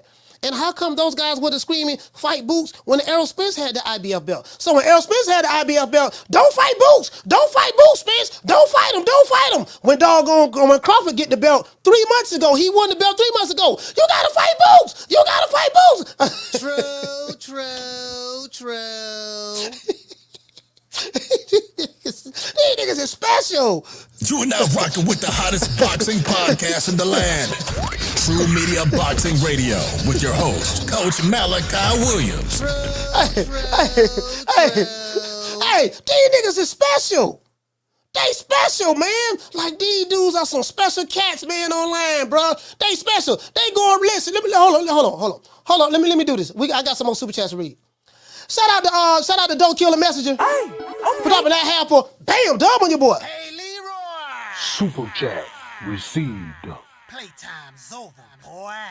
Don't Kill the Messenger. He said, I appreciate the work, coach. He said, order my belt on Amazon today. Yeah, man, listen, man, I've been elevated. They giving out, everybody getting belts. You get a belt. Okay, this is what we gonna do, dog. We gonna do this like Oprah. Okay, Real Sergeant is in the house. Y'all hit me up in the email. Again, I got my belt email. We gonna make sure I'm gonna send your belt email. You gonna get a belt. Solo Dolo, you get a belt. Shout out to my sister Tila. You get a belt. Shout out to Irvin. You get a belt. Passion for Beauty. You get a belt. Food Revolution. You get a belt. Let's see, Pugilism. You get a belt. We just gonna be sending belts to everybody. That's what we gonna do. We gonna send belts to everybody. It is what it is. True. Yeah, man, it is what it is, man. Fuck it. Shout out to Robin P. Hey, okay. We're dropping that quarter of a bam dub on your boy. Hey, Leroy. Super chat received. Playtime's over, boy. Shout out to Retro Boxing, the documentary. Salute to you, fam. Shout out to Robin B. He said I won't consider Boots as champ until he defends it against a worthy opponent. Okay. Shout out to Iffy SD. Hey, okay. For dropping that half for bam dub on your boy. Hey, Leroy. Super chat received. Playtime's over, boy. He said if Crawford wasn't dark skinned and was promoting degeneracy like drinking, partying, etc. Like Spence, he still have the belts. He say they don't give him an example. He says they don't like him being an example for the youth that they rather Spence. Now you know what? I've been hearing this a long time about Terence Crawford, colorism, him being dark skinned and stuff like that. And I kind of like disagreed with it in the beginning, if he SD. But now I'm starting to look at it. Colorism is real in the black community. Colorism is real in the black community. And I look at some of these guys online, the hatred and the vitriol that they have for that dark-skinned brother in Omaha, Nebraska. Now I'm starting to look at it like, you know what, man? There might be some validity to this. Outside of the fact that he wouldn't give them an interview, and outside of the fact that he's not a PBC fighter. I'm like, bro, and this is why I don't buy the skin color politics on YouTube. This is why I don't get into that. I say because we have countless examples of niggas online. There's a difference between black people and niggas. You need to understand that. That's an old school saying. There's a difference between black people and niggas. The niggas that I see online, because most of them are niggas. There ain't very few black people online, but there's a whole lot of niggas online. Nick sacks with low IQs. Them niggas hate that dude with a passion. You would think that Terence Crawford fucked their bitch or something. Bro, the level of, bro, let me tell you something. They hate that dude like they the Klan. And you get what I'm saying? So you know what? I'm starting to believe that. Colorism is real in the black community. I'm starting to believe that. Shout out to Killer Man. For dropping that quarter of a bam dub on your boy. Hey, Leroy. Super chat received. Playtime's over, boy. He said I came in late and rewinded. He say, but coach, you got mail almost made me spill my wine across the room. He said, you got mail. Salute, fam. You've got mail. Hey, motherfucker, nigga, listen, I checked my bill. I checked my email today, and I became an IBF champion. Down from the bar, there's a platform stage. People pimping, sharp as razor blades. I'm just saying. I just want to throw that out there. And listen, as I said before, when was the last time Jamel Charlo fought an IBF mandatory? So don't tell me these are the rules. Okay, well, how come if these are the rules? How come Jamel Charlo? When was the last time he fought an IBF mandatory? Like when? He fought Brian Castano last year, right? Then he said he was hurt, and then he said he re-injured his hand. He was mandated to fight his WBO mandatory, but the IBF ain't did a goddamn thing. And then all of a sudden, miraculously, he's healed. He's fighting doggone Canelo. So don't tell me that, yeah, man, we got certain rules over here, and you got to fight the mandatory. Okay, well, shit, apparently it seems like the rules only apply to certain people. That's all I'm saying. Again, I'm not throwing no pity parade because Terence Crawford got the IBF title stripped. I mean, it is what it is. Crawford knew what it was. He knew. You get what I'm saying? But I'm just saying, I'm pointing out the double standards and the hypocrisy. That's all I'm saying. I'm pointing it out. I have to. You just sit here, you don't know what I'm talking about? You get what I'm saying? So we're gonna take a short station identification break, and then when we come back, y'all call the show. I plead the fifth. I plead the fifth. 5, 1, 2, 3, 4, 5. Anything you say, 5. Go ahead, ask me a question. Did you? 5. This shit like taking candy from a baby, man. Shout out to doggone my sister La Jessica in the building. Shout out to and what you say, Retro say, he said, what does the IBF guideline say about mandatory challenges? Yeah, I just read it. I'll drop the link in there for you. This it right here. Let's get this to, hold on, my bad. Hold on, I'll drop it in there for you right now so you can see it for yourself, blood. Let me tag blood boxing. Hold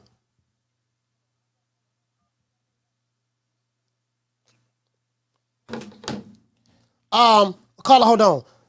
Now, listen, blood, I'm finna tag you in it right now. And they're not consistent with their own rules. I.e. Jamel Charlo. I.e. some would say even Canelo Alvarez. I.e. Errol Spence. You get what I'm saying? So it is what it is. I'll send it to you. I'll tag you in it right now. And that's why I dropped it in the chat. That's why I dropped it in the chat so everybody can see it. I know you're just coming in, blood. That's it right there. Y'all wanna find out the rules? That's it right there, IBF, and you'll see exactly what I'm talking about. Caller, what's your name? Where you calling from? What's up, Coach? It's inevitable. It's D Block, D Town, D City, D-Ville, Baltimore. D Block, talk to me. Well, you know, we knew this day was coming. Mm. The IBF had it all for Crawford this whole time. They didn't want him to be the champ. They already stripped him before when he went up to 147. Mm. They knew when he wanted to fight. I think he wanted to fight. They wanted him to fight Lepinette at 140. And you know, Team Crawford was like, "What you talking about, Lepinette? Ain't trying to fight that fool." So at the end of the day, we know the IBF has been strict with Crawford before. That's one of the samples right there. The IBF, I don't understand how they stand for their rules a certain way, but then you got Errol Spence that's so many years, and you already talked about this. Mm. Yes, I think Terence Crawford has been treated wrongly by certain sanctioning bodies. Mm. I think even by boxing, by, let's just say, the PBC and Top Rank, certain way. You know what I mean? They never wanted to give him the fight. He still was consistent. He still was pushing to be great. He did whatever he had to do to make sure that he was going to be, when he leaves this boxing ring, he's going to be remembered as one of the great legends in boxing history. So I want to get away from that to Boots. Now they're saying that Terence Crawford ducked Boots and all this kind of shit. I want to say something like this, man. You got to summarize it, D-Block. You got to summarize it. Okay. Because next week I'm gonna call a couple of times because I'm out of probation. I want to say it like this: Boots, you a high job. You're gonna be in the 147 division. You will have the weakest 140 division in a long time. There's nobody there. He's one time ain't gonna do shit. He's gonna retire. He ain't gonna fight you. You ain't got nobody. Now the real studs are at 140 and 135. They're gonna go up to 147. By the time they go to 147, your ass will be at 154. So for me, and still to this day, Boots Ennis has to prove himself somehow, some way. He has a high job. I don't care what they say about him. He's not going to be up like he wants to be a legend. He ain't shit. That's all I got to say. Philly, you got to choose the wrong one. Bernard Hopkins is the greatest Philly fighter. D-Block, D-Town, D-Town, D-Ville. So this is the thing, right? I'm not going to say Boots is a hype job. I'm not going to do that again. I'm not going to do what the aerosexuals do. Right? Because we hate Crawford, we gonna shit on them. That's what these niggas do, right? These niggas hate black. They hate black. That's as simple as that. Bottom line, they pick and choose when they want to, support black and don't support black. That's why I don't get caught up in that bullshit. I told you these niggas is jigaboos online, so I don't pay attention to the local jigaboo community. But I say all that to say this. He's the email champ.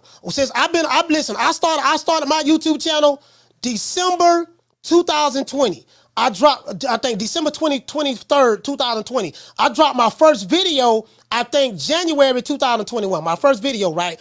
And what I'm saying is, since I've been online, you dudes have been saying, when I say you, I'm not talking about everybody in the chat, but I'm saying those narrative pushers. The narrative pushers have been saying that Devin Haney was an email champ. Why Devin Haney was an email champ? Because he got elevated to championship status.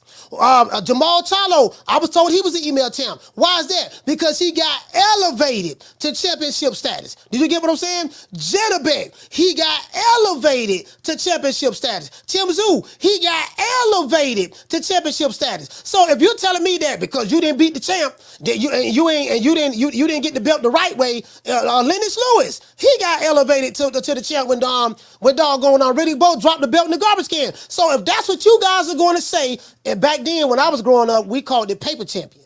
But now we're in the technological era, y'all call it email champ. So if you're going to keep that same energy for Devin Haney, guess what? It applies to doggone Boots Ennis as well. True. Period. Can't get around that. You don't get a chance to move the goalposts, pick and choose who you want to apply email champ to and who you don't want to apply email champ to. No. That's what y'all niggas been saying. Y'all been saying that since I've been on. So guess what? He's an email champ. Don't ever forget, when I found you, you was strung out on coke. When I found you, you was like a big house, contemplating about killing yourself. So don't you ever forget who brought you to Big Time Boxing. I drugged you back. I brought you back. I provided food and put food on your table for your family to eat. And I'm doing it for the second time. So don't you ever forget that. This shit right here is so easy. This shit like taking candy from a baby. And I pulled up. Now listen, as a matter of fact, let me show you guys this one more time. I pulled up the IBFs. Now this is a PDF. You can easily miss this. These are the rules. Let me show you guys this one more time. I just dropped the link. I'm gonna drop it one more time for you guys can see. These are the rules of the IBF. It says IBF rules governing championship contest. This is the PDF link that I dropped. It's right here. And when you read it, you're going to see some inconsistencies. And you can't pick and choose what part of it you want to, you get what I'm saying? Because if you have a rule, you have a rule. I get it. If you don't like the guy because he's dark skinned from Omaha, Nebraska, that's fine. If they know that's your colorism and racism or whatever ism it is. And I'm talking about these Nick sack ass niggas online. You get what I'm saying? But my thing is this here. When Errol Spence was the IBF champion, that rule didn't apply to him. Jamel Charlo, apparently that rule don't apply to him either. There's some other fighters that rule didn't apply to. But then when other fighters get it, then it's something different. That's all I'm saying. So I'm just pointing it out. And I had to go directly to this particular rule right here. I think it's section 5, if I'm not mistaken. Carlo, what's your name? Where you calling from? What's going on, Coach, man? It's Blood Boxing, Gainesville, Florida. How you doing, man? Blood, talk to me, fam. Salute, brother. Hey, man, I appreciate you for sending me that the IBF handbook because I had a version of it that was watered down. I kind of figured it was watered down a little bit. Mm-hmm. But the 36 pages, man, is there's a little bit more information in it. Okay, so it says right here, after compliance with his mandatory defense obligation, throughout the remaining term of a championship's reign, he shall be obligated to mandatorily defend his championship within intervals of no more than 9 months against the leading available contender as designated by the championship's chairman. Now, here's the question I have, and I trust in that, without me looking through this right now, is there somewhere where they say that the mandatory is grandfathered in?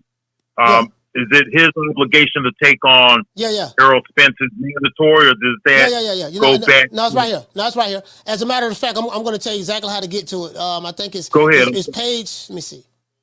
Okay, hold on. Let me go all the way down. Once you go through all of the beginning rules, it's going to be heavyweight division, optional defenses. It's going to be the 11th page. The optional defenses. Yeah, let me show it. Let me show it right now. It's going to be the 11th page. Right here, it says mandatory obligation. It said because the circumstances of heavyweight. It said because the circumstances inherent in a peculiar promotion of major heavyweight championship contest, the heavyweight champion. Now it's talking about heavyweight champion. Let's go right here. Go to number 2. Number 2. This is still talking about heavyweights. It got to get, okay, here it goes. Right now, it's on page 12. Page 12, Blood, okay. 5B. It says all other weight divisions, mandatory defense obligations. Each champion so recognized by the IBF is his in his respective weight class from mini flyweight to cruiserweight shall mandatorily defend his championship within 9 months after its acquisition by him in a contest scheduled for 12 rounds against a leading available contender as designated by the championship chairman. So what I did was this here. I said, let me look up some other fighters who might have won the IBF and this rule should have applied to, and they should have been fought their mandatory within 9 months of acquisition. And I found some inconsistencies with that. With i.e. Errol Spence and Jamel Charlo. For whatever the reason that may be. It says once this initial mandatory defense obligation has been satisfied, the champion shall defend his championship within intervals of no more than 9 months against the leading available contender in his weight class as designated by the championship chairman. This is what it says. And then it talks about optional defenses. It talks about, number 2 talks about in the interim periods, the champion may enter into any contest with any contender rated in the top 15 boxers in his weight class as set forth in the ratings of the IBF, subject to the approval of the championship's chairman and the president. So that right there, subject to the approval, that sounds like something to our discretion to me. Whatever, right? It says all optional defenses and all other bouts by a chairman shall be concluded at least 60 days prior to the date the champion's mandatory is due and shall be subject to the approval of the champion's chairman and the president. So apparently, it looks like this is what happens with this is where Crawford fell in line at. They decided to apply this rule to him after he beat Errol Spence. It says, should the champion lose his title? Now check this out. I want you to let's pay attention to this part right here. This is section A. Should the champ, now it's page 12. Should the champion lose his title in an optional defense against an opponent other than the leading available contender? When I look and see who was the number 1 contender and the interim champion in January of 2023, February, March, April, it was on Jaron Boots Ennis. So it said, should the champion at that time was Errol Spence. So should the champion, i.e. Errol Spence, lose his title in an optional defense against an opponent, that optional defense would be, i.e. Terence Crawford. If he loses his optional defense against an opponent, i.e. Terence Crawford, other than the interim champion, here it says other than the leading available contender, the new champion shall be required to make his mandatory title defense against the leading available contender. This is what Terence Crawford fell in at, as designated by the championship chairman. So they make a decision on whether they can exercise this or not within a period of 6 months after acquisition. So according to this, it said that the new champion, i.e. Terence Crawford, shall be required to make his mandatory title defense against the leading available contender, which would be Boots Ennis, designated by the champion's chairman within a period of 6 months after the acquisition. Then it says, I thought it said 9 months here. It said 9 months. You're an optional defense A, right? Yeah. It says 9 months. It says 9 months in one part of this. Then it goes down to 6 months. So now I'm going to read B to you. It said within 6 months, it said within the 6 months defense period set forth above and with the prior approval of the champion's chairman, the new champion may engage in an optional defense of his title, i.e. Terence Crawford. The new champion may engage in an optional defense of his title against a ranked opponent in the top 15 contenders in the weight class as rated by the IBF. However, should the title change hands as a result of such optional contest, the newly crowned champion, which would be Terence Crawford, inherits the mandatory obligation of the prior champion, which was Errol Spence, who was not required to fight his mandatory, was not required to fight Boots Ennis, apparently. Right? So it says says obligation of the prior champion and must defend the title within the time remaining for the champion from whom he won the title. So that's why they say he inherited Errol Spence's mandatory status. That's what they saying. That's what they're getting this from. Yeah. Okay, I'm gonna look real closely again at page 12 and 13. But to me it sounds like they've stripped them too early regardless. Yeah. Whether, because one part here it says 9 months after, then it says 6 months down here. Yeah. So they kind of messed that up a little bit. I'll try to distinguish the difference between them, but regardless, man, this guy was stripped with less than 4 months. Yeah. Out. You know what I'm saying? He only had about 3 months. He only had it 3 months. 3 months and something. Okay, 3 months and change. He's had the belt. They've already stripped him. He had a mandatory. Well, not a mandatory, but a signed fight in a rematch clause against Errol Spence. One that Errol Spence is, because he's not in good health, has been pushed back on. So to me, this makes absolutely no sense what they're doing to Terence Crawford. It makes no sense whatsoever. Now, this is what I'm saying, blood. I'm not throwing a pity parade for Terence Crawford. I mean, he did know they did reach out to him and said what they was going to do, and they did tell him that. I'm not throwing a pity parade for Terence Crawford. All I'm saying, blood, is they're not consistent with their rules. Because if you're saying this is your rule, then how do you explain why Jamel Charlo had before the IBF mandatory? How do you explain why Errol Spence had before the IBF mandatory? And we talking about post car accident. You know, I know. And when you look back throughout the history of the IBF too, man, you know, you have Joshua Clottey, who had a belt when he fought Zab Judah, and he had that belt for almost every bit of a year, nearly a year before they went to trying to strip him. So the time frames are really inconsistent. They need to do some work upon the time frames. The IBF is just complete trash, man. Now, one thing I will say is they do seem to impose that mandatory. They stick by that more than the other sanctioning bodies, but this is really ridiculous because they're not consistent when they come forth with these time frames. Because I'm looking back at past champions who had mandatories and they wasn't stripped after 3 months and some change. So I don't know what it is that Terence Crawford did to the IBF, man.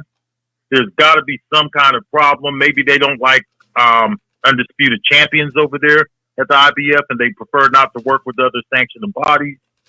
But there's something going on with the IBF, man. But I can't even say that because you guys said that they handle Jamel Charlo different in the IBF and they handle Canelo Alvarez different up in here and too. So, well, you know what, Canelo, I think Canelo got stripped one time. I think I want to say maybe he was trying to fight Triple G, and he was trying to I think he was trying to fight somebody. No, I think maybe it was Darren Chenko, but I don't know if it was the IBF belt. Maybe it was another title.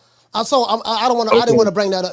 I think maybe it was another title. I don't know if it was the IBF, but he got stripped of a belt because I think Darren Chenko was his mandatory, and he couldn't work it out. So what he did was he tried to fight Demetrius Andrade. He tried to fight Boo Boo. That didn't work out, and then they ended up stripping him. And then that for like 3 months, right? Yeah, they ended up stripping him. Like 3 months. Yeah, I know what you're talking about. This is man. Now that I'm looking at this these guidelines here, I'm going to look through it better. But yeah, go look at it real good, blood. Look at it real good, man. Because I was watching your show and I saw you looking at it, right? And I said, let me go on this website and see what I can find. And then that's when I got to their rules. It's a PDF, but it's a PDF link. But I got to their rules and I said, let me get down to see what they have for mandatories, what they have for interns. Yeah, this is much better. You have you have all 36 pages. I only have 10 or 11 pages of the same stuff. But but man, I really appreciate this right here. But Coach, man, I'm telling you, man, I don't really know what it is, but these fans, man, these guys, they're mixed up in the head, man.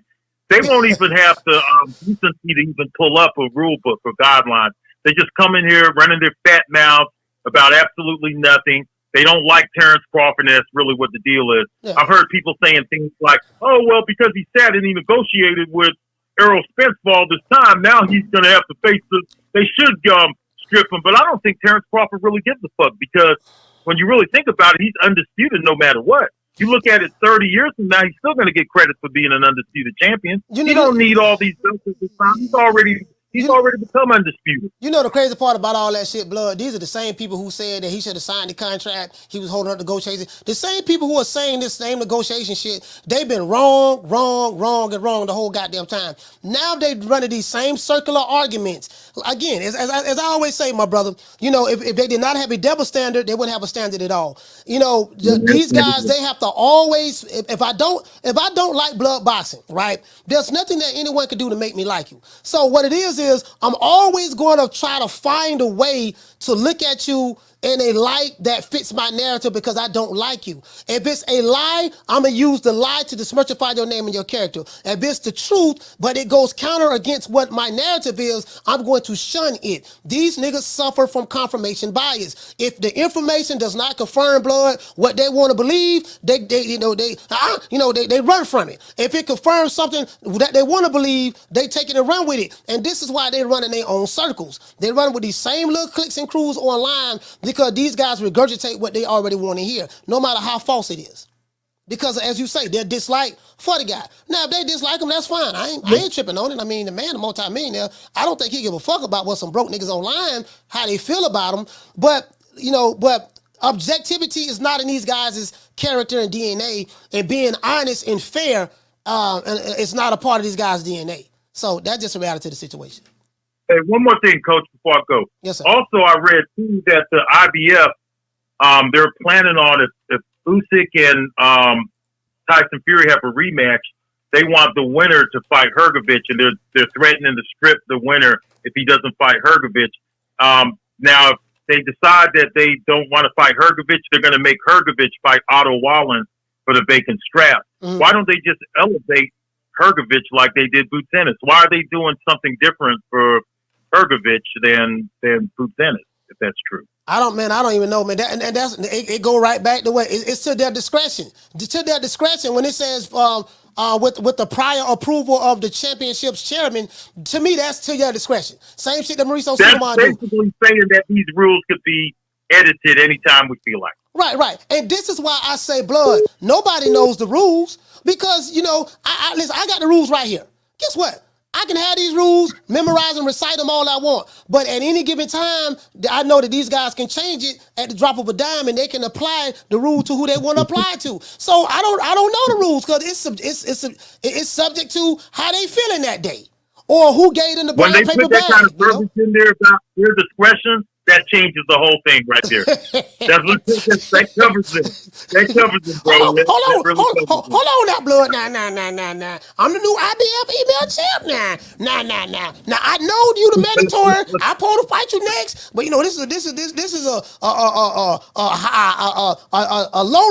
high risk. No reward for me because I don't stand a snowball chance in hell now. So what I'm gonna do now? You gotta fight Poach Chop Willie. Now once you get by Poach Chop Willie, well, hold on, Coach. The rules say that as soon as you win the belt, I'm the mandatory. You got to fight me next. Hold on now. Hold on. It's to the discretion now. It's to the discretion of the chairman. Now, if I gave the chairman a brown paper bag, and we decided to do it a couple of things a little different now. You got to go by Poach Chop Willie, then you got to fight Whole Head Cheese. If you get by them, you got Hobo Sam sitting in the cut now. Then I got Hippity. If you get by them, I'll probably been moved up to another weight division by them. But if you get by them, then you can talk about fighting.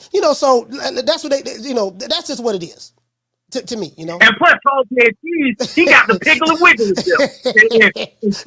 And Hobo Sam got the ridiculous. Man, this is awesome. I like what you're doing, man. Nobody backs this shit up as well as Coach Malachi, y'all. Point blank, period. One love to you, Coach. I'll talk to you later. Oh, man, salute, man. Shout out to Blood Boxing, man. Hey, I'm just saying, these niggas be, hey, bro, the way they be wiggling and pooting, boy, you hit it with, what do you say? Facts. You hit it with facts. They gonna doing the Harlem Shake, doing the butterfly, the Tootsie Roll, the Cabbage Patch. I'm like, damn, my nigga, like, you got anything to say on this? Bro, like, this shit too easy, dog. It's too easy. Nick Sachs don't read. That's why I went on here. Let me pull these rules up and show y'all. Like, that's what the Nick Sachs don't read. These niggas be online arguing, debating for nothing. Getting their blood pressure all high. You know what I mean? Shout out to Jonathan Ramirez. For dropping that quarter of a bam dub on your boy. Hey, Leroy. Super chat received. Playtime's over, boy. He said, what do you think about Benavidez calling himself El Monstruo? Okay, his reason is the other part of his family feels left out. Okay, well, I don't know. I don't know. I haven't even thought about it, to be honest with you, man. To be honest with you, Jonathan. I guess he can call himself whatever he want to call himself, We know he got a fight coming up soon, him with Benavidez. So, I mean, not Benavidez, but Andrade, Down from the bar, there's a platform stage. People pimping, sharp as razor blades. Caller, what's your name when you calling from? Hey, Coach, this is Jerry from Tampa. Jared from Tampa. You sound kind of muffled, but we're going to try to work with it. Jared from Tampa, talk to me. Hey, so I saw your headline. That's just hilarious. The email champ. You know, I've been seeing. I mean, I just started seeing this stuff about Boots getting the belt and Bud getting he got stripped. And I've seen a lot of people just talking about it, but it makes me wonder. I mean, what else was Crawford supposed to do? I know he's supposed to give Spence a rematch. You know, if he fought Boots, I'm sure he'd get some sort of lawsuit put on him because he's not fighting Spence. And then the other route is to wait for, I don't know what they're waiting for to do the rematch, but that's what he's doing. And, you know, we see the result. He got stripped. Yeah, but that's all I got for you. All right, shout out to Jared from Tampa. Salute, fam. T-Town, stand up. And see... Hey, where are all these contract guys at? Y'all remember these dudes? Sign the contract. 60-40, 70-30, 80-20. Take whatever we give you. Where the contract dudes at? These niggas was experts in contracts. They were listening to niggas who's supposed to be lawyers. They YouTube lawyers. They were listening to YouTube accounts. Where you got that information from? Now, see, what happened was I talked to Jaron the party, see, and he's smart. See, you know, he a manager.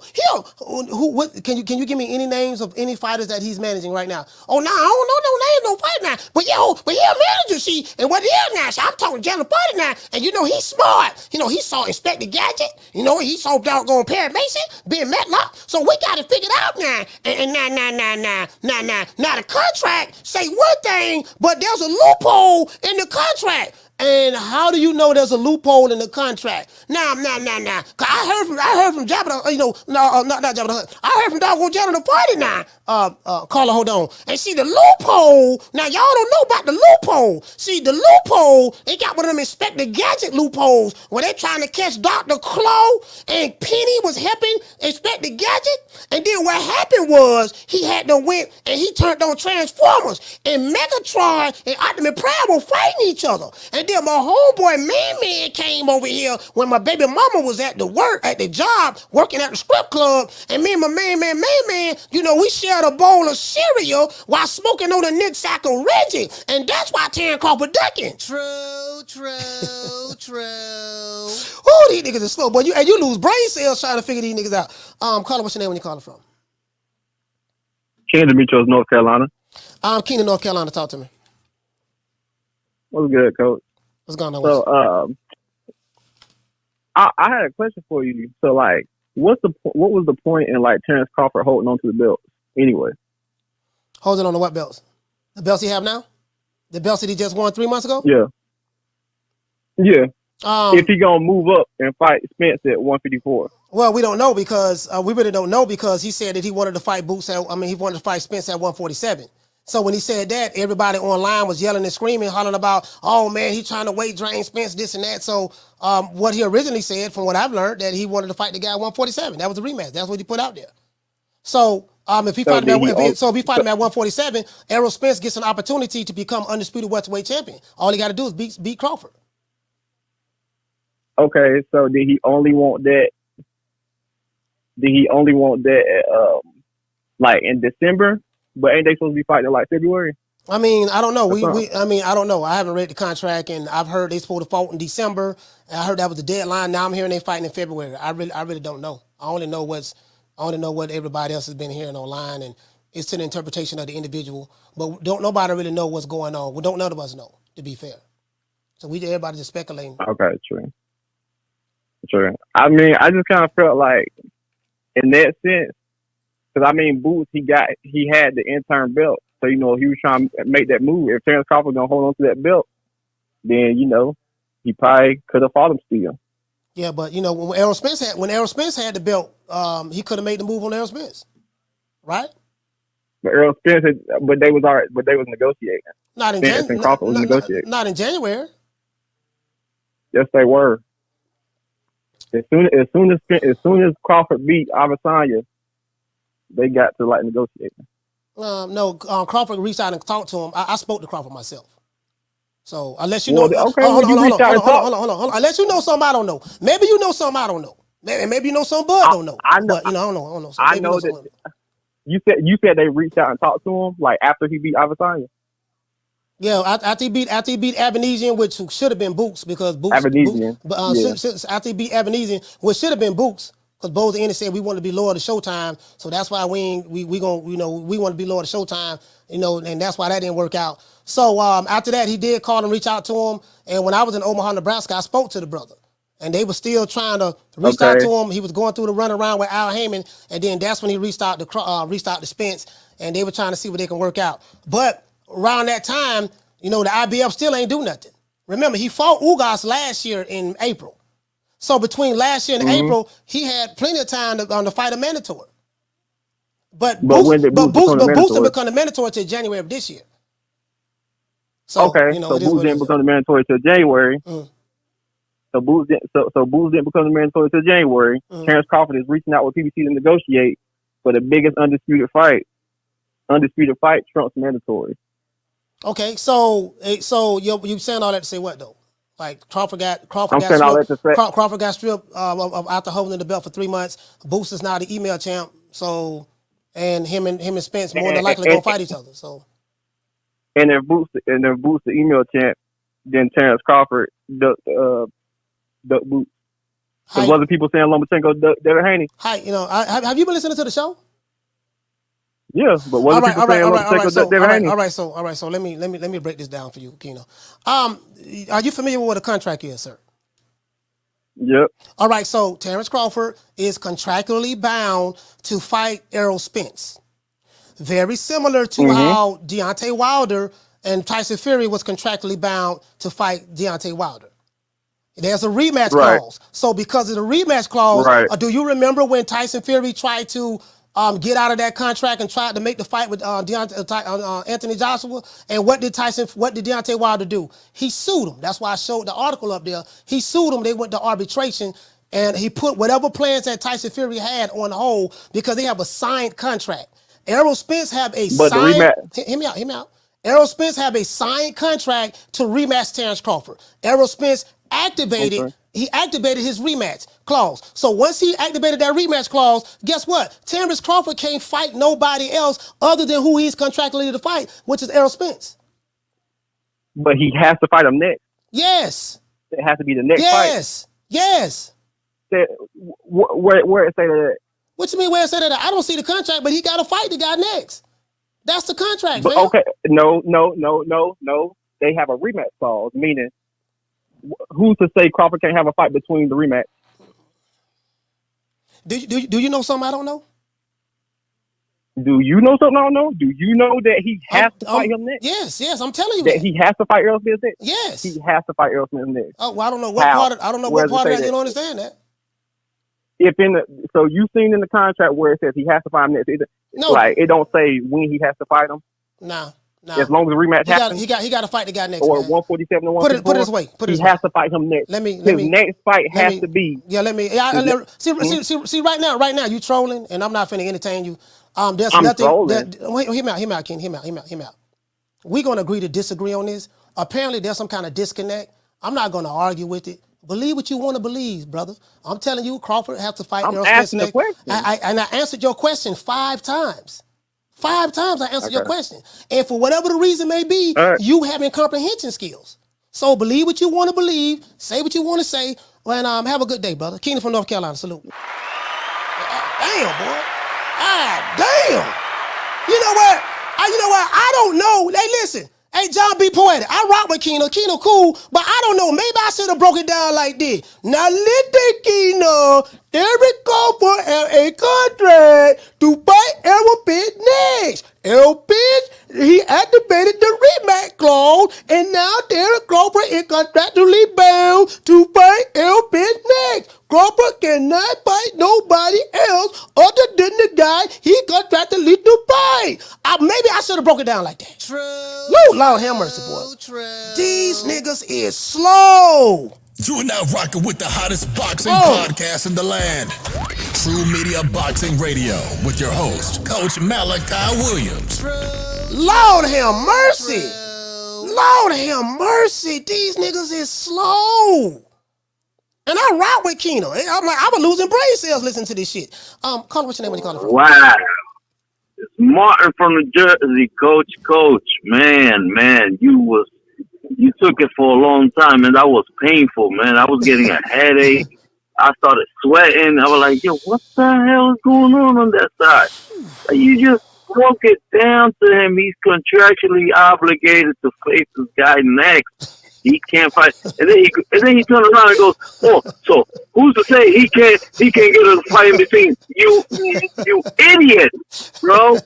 Like, what didn't you understand, man? Like, what's going on? What's going on? How old is that guy, man? Oh no, he say it's Keenan in his 30s. Keenan in his 30s, but boy, that's what he say. He's saying in his 30s, but you know, again, Keenan good people. Keenan good people. I mean, you know, he don't like Crawford. You know, he don't like Haney. It's cut people he don't like. He good people, but I mean, but bro, like, so Lord, he making North Carolina look bad, man. Y'all might have to trade Keenan in for D Block. Oh, bro, you're not a boxing fan then, my man. Yeah, I don't know, man. Like, what are you doing? You out here like, I don't know, Coach. But anyway, the double standard and the hypocrisy with the situation with the IBF is crazy. Because, and then I remember the time when they offered the fight to Boots, and they didn't take it. They loyal to Showtime. But I remember then when Bud was trying to make that undisputed fight, that it took like 100 years to make.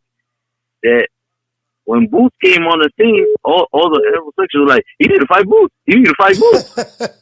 You know, like, oh, what the hell? This guy just got here, bro. Like, well, why he gotta fight him? You know, like, oh man, it is what it is, Coach, man. Like, you know, like, I don't understand. There's a rematch clause. They're supposed to fight at 154. Oh my God! I'm like, what the hell? See, no, this is what it is, and I tell you guys this: when it doesn't fit the narrative, what did I tell you guys? When it doesn't fit the narrative, now we gotta rationalize how we can make it fit our narrative. Now, hold on, now you just said that Crawford is contractually bound to fight Errol Spence. That's exactly what I said. But hold on now, how you know? How you know he can't fight on Boots and then come back and fight Errol Spence? Sir, because they have a contract to fight each other. Immediate rematch clause. Immediate rematch clause. And in immediate rematch clause, Errol Spence activated. Crawford has to fight him next. Mike Coppinger just put that out there, said the exact same thing. But how you know? No, wait a minute now. Hold on now. How you know that what it say? Did you see the contract? No, sir. Did you see the contract? No, I ain't see the contract. But I'm just saying, there got to be a because in his mind, the truth doesn't fit his narrative. His narrative is Crawford is ducking Boots, which is what he said. He don't like Crawford, and that's the narrative. But he didn't keep that same energy with Errol Spence when Boots was Spence's mandatory. This is why I played the video early in the show where Boots Ennis said, "Yeah, man, we've been calling out Errol Spence. We've been wanting to fight Errol Spence. We've been wanting to fight Terence Crawford." But you don't hear that from people like Keno. No, he didn't want to fight. He don't want to fight Spence. He wanted to fight Crawford. So he's trying to rationalize in his peanut brain. And it's not making sense. He's suffering from confirmation bias.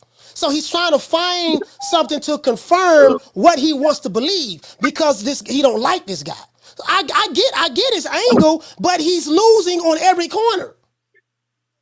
And Ken are good people, but he's losing on every corner. It is what it is.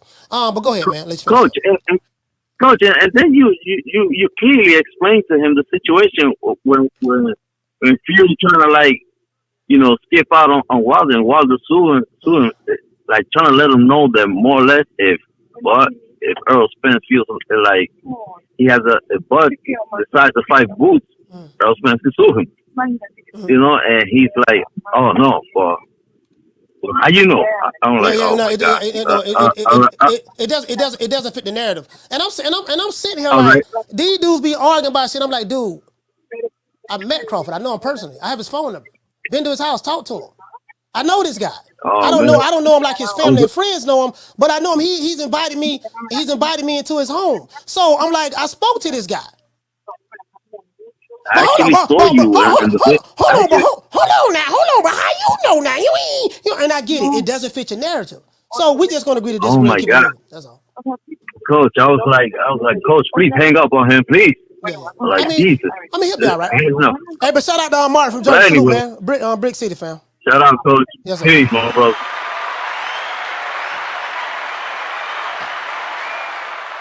See, I don't argue with low IQ niggas.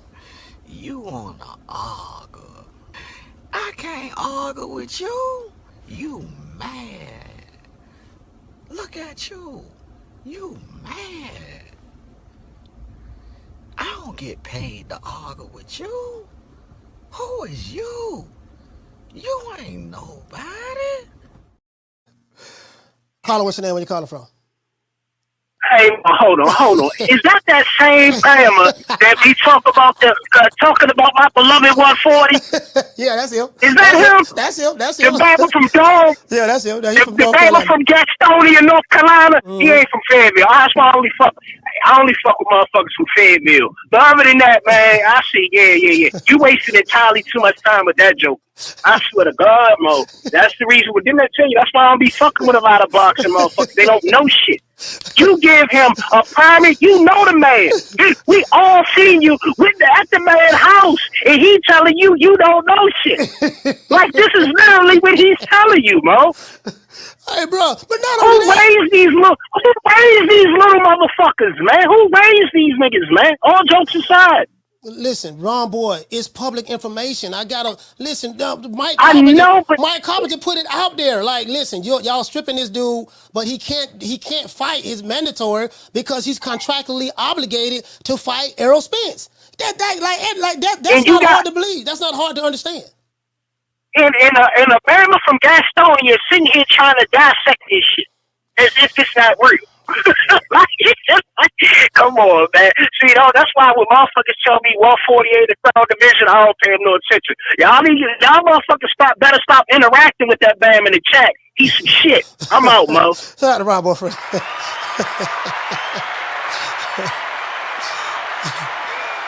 I get my young brother angle. He a young brother, man. He a young brother. I get his angle. I get his angle. He a young brother. I get it. I understand. It is what it is, man. I get the brother angle. You get what I'm saying? But I ain't gonna lie. That made you look bad, dog. I made you look bad, dog. You need to just stick to type it in the chat, dog. The phone call, it made you look bad.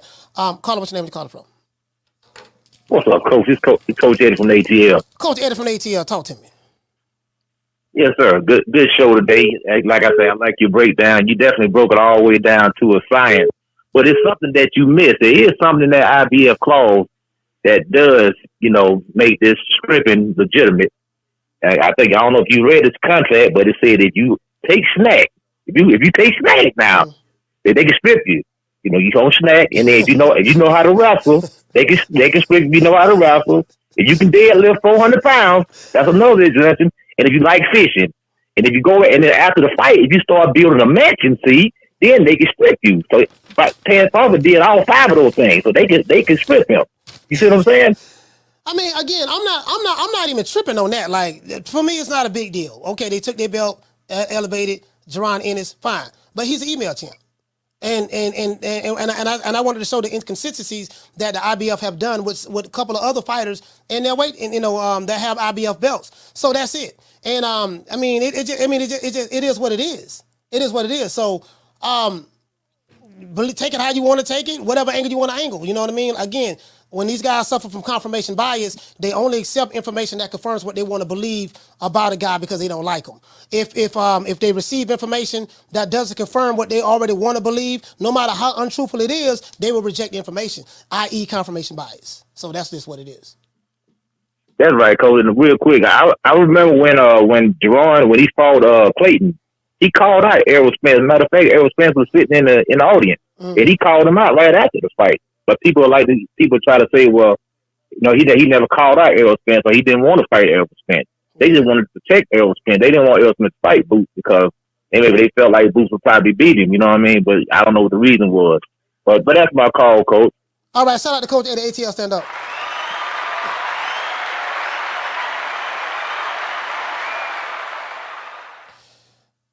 Hold on, guys. Got another caller calling in. Caller, what's your name? Where you calling from? It's L from Kansas City. Errol from Kansas City. Talk to me, fam.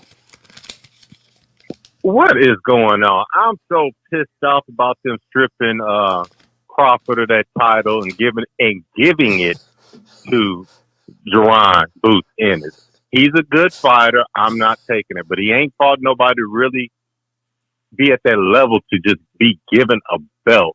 And the fact that they gave it to him, and he bragging about it like he did something. And what I didn't like was when I went on the IBF website, they said he earned it on July 29th. But I'm thinking, I don't remember him fighting that day. The whole thing, I know I'm rambling, but it bothers me. That bothers me to my soul when I see these email champs. And that shit, because a belt is supposed to be earned in the ring, no exception. Now, if they strip Crawford and said number 1 and number 2 are going to fight for this belt in 90 days, I still wouldn't like it, but I understand. I'd be like, well, they stripped him and he had to fight for it. But to give it to him just because he was next in line, it's just like me. It's just like you trying to go on a date with a woman. She got a boyfriend, and you automatically get to marry because you next in line. It don't work that way. You got to earn it. Well, I guess apparently, El, I mean, it does work that way. I mean, these sanctioned bodies pretty much do what they want to do.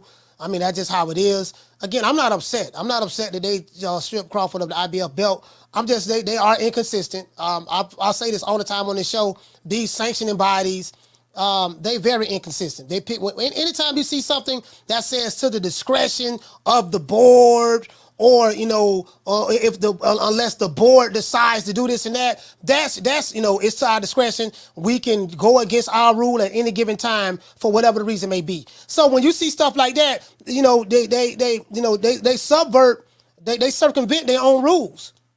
Like, what am I to believe? Because you apply one thing to one fighter, but then another fighter you do something totally different. And if you say, but no, that's what the rules say, okay, well that's amazing that you brought that rule up, because how come that rule didn't apply to Spence? How come that rule didn't apply to Jamel? How come that rule didn't apply to this guy or that guy? Oh, well, hold on now, don't be now it's something crazy. Hold on now, to be throwing our rules back out now, giving us examples. I'm giving you examples like, hold on, you ain't do that to this guy, you ain't do that to that guy, you ain't do that to that guy, but why you doing it to this guy?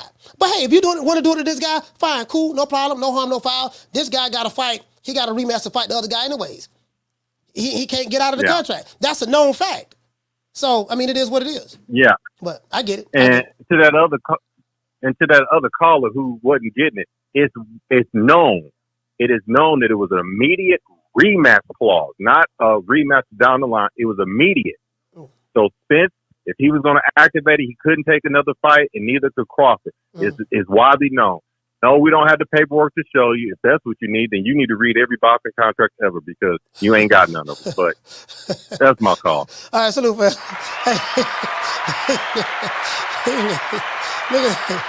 Hey, man, I can't be arguing with you. I can't be arguing with these motherfuckers, man. Hey, hold on, guys, hold on. We got another super chat. I'm gonna read the super chats right now, guys. Caller, hold on. Shout out to $1 Trillion Dreams. Hey, okay. Dropping that half for bam, dub on your boy. Hey, Leroy. Super chat received. Playtime's over, boy. He says, so if Bud fights Boots now and beats him, does he become 3-time undisputed? That's a hypothetical, but yeah, if he fight him now, yeah, he will become 3-time undisputed. Facts. He say, if he then goes up and fight 154 and fights the winner between Tim and Charlo, will he become 4 times undisputed? Then fights Nello and becomes... I ain't gonna lie, man. Right now, hey, $1 Trillion Dreams, hey, these are a lot of hypotheticals. But to answer your question, yeah, if he fights Boots at, let's say after he fights Errol Spence, if he wanted to fight Boots, and that's depending whether he don't have any other mandatories that's gonna be pressing. I doubt if they would allow him to fight Boots for undisputed. I don't know if he have other mandatories, but I'll go down this rabbit hole with you. So let's say he were to beat Spence in the rematch and then fight Boots. If he were to win, he'll become 3-time undisputed. Then if he go to 154 and he fights the winner out of Tim Tszyu and Jamel Charlo, assuming that those guys will still have those belts, because we don't know what's going on with Jamel Charlo other mandatories. If he beats those guys, then yeah, he will become 4-time undisputed. And then let's say hypothetically he was to go to 168 and Canelo didn't have to fight anybody, and Canelo said, okay, Crawford, I'll fight you. If he was to beat him, yeah, he'll be 5-time undisputed. It's improbable, but call it what's your name when you call it from. Hey, yo, Coach, this is Damon from Cleveland. Damon from Cleveland, talk to me, fam. Yo, Coach, I really appreciate your show, man. Thanks for calling out the hypocrisy of boxing. I'm rocking with you, man. We need more people like you, real talk, in the boxing community.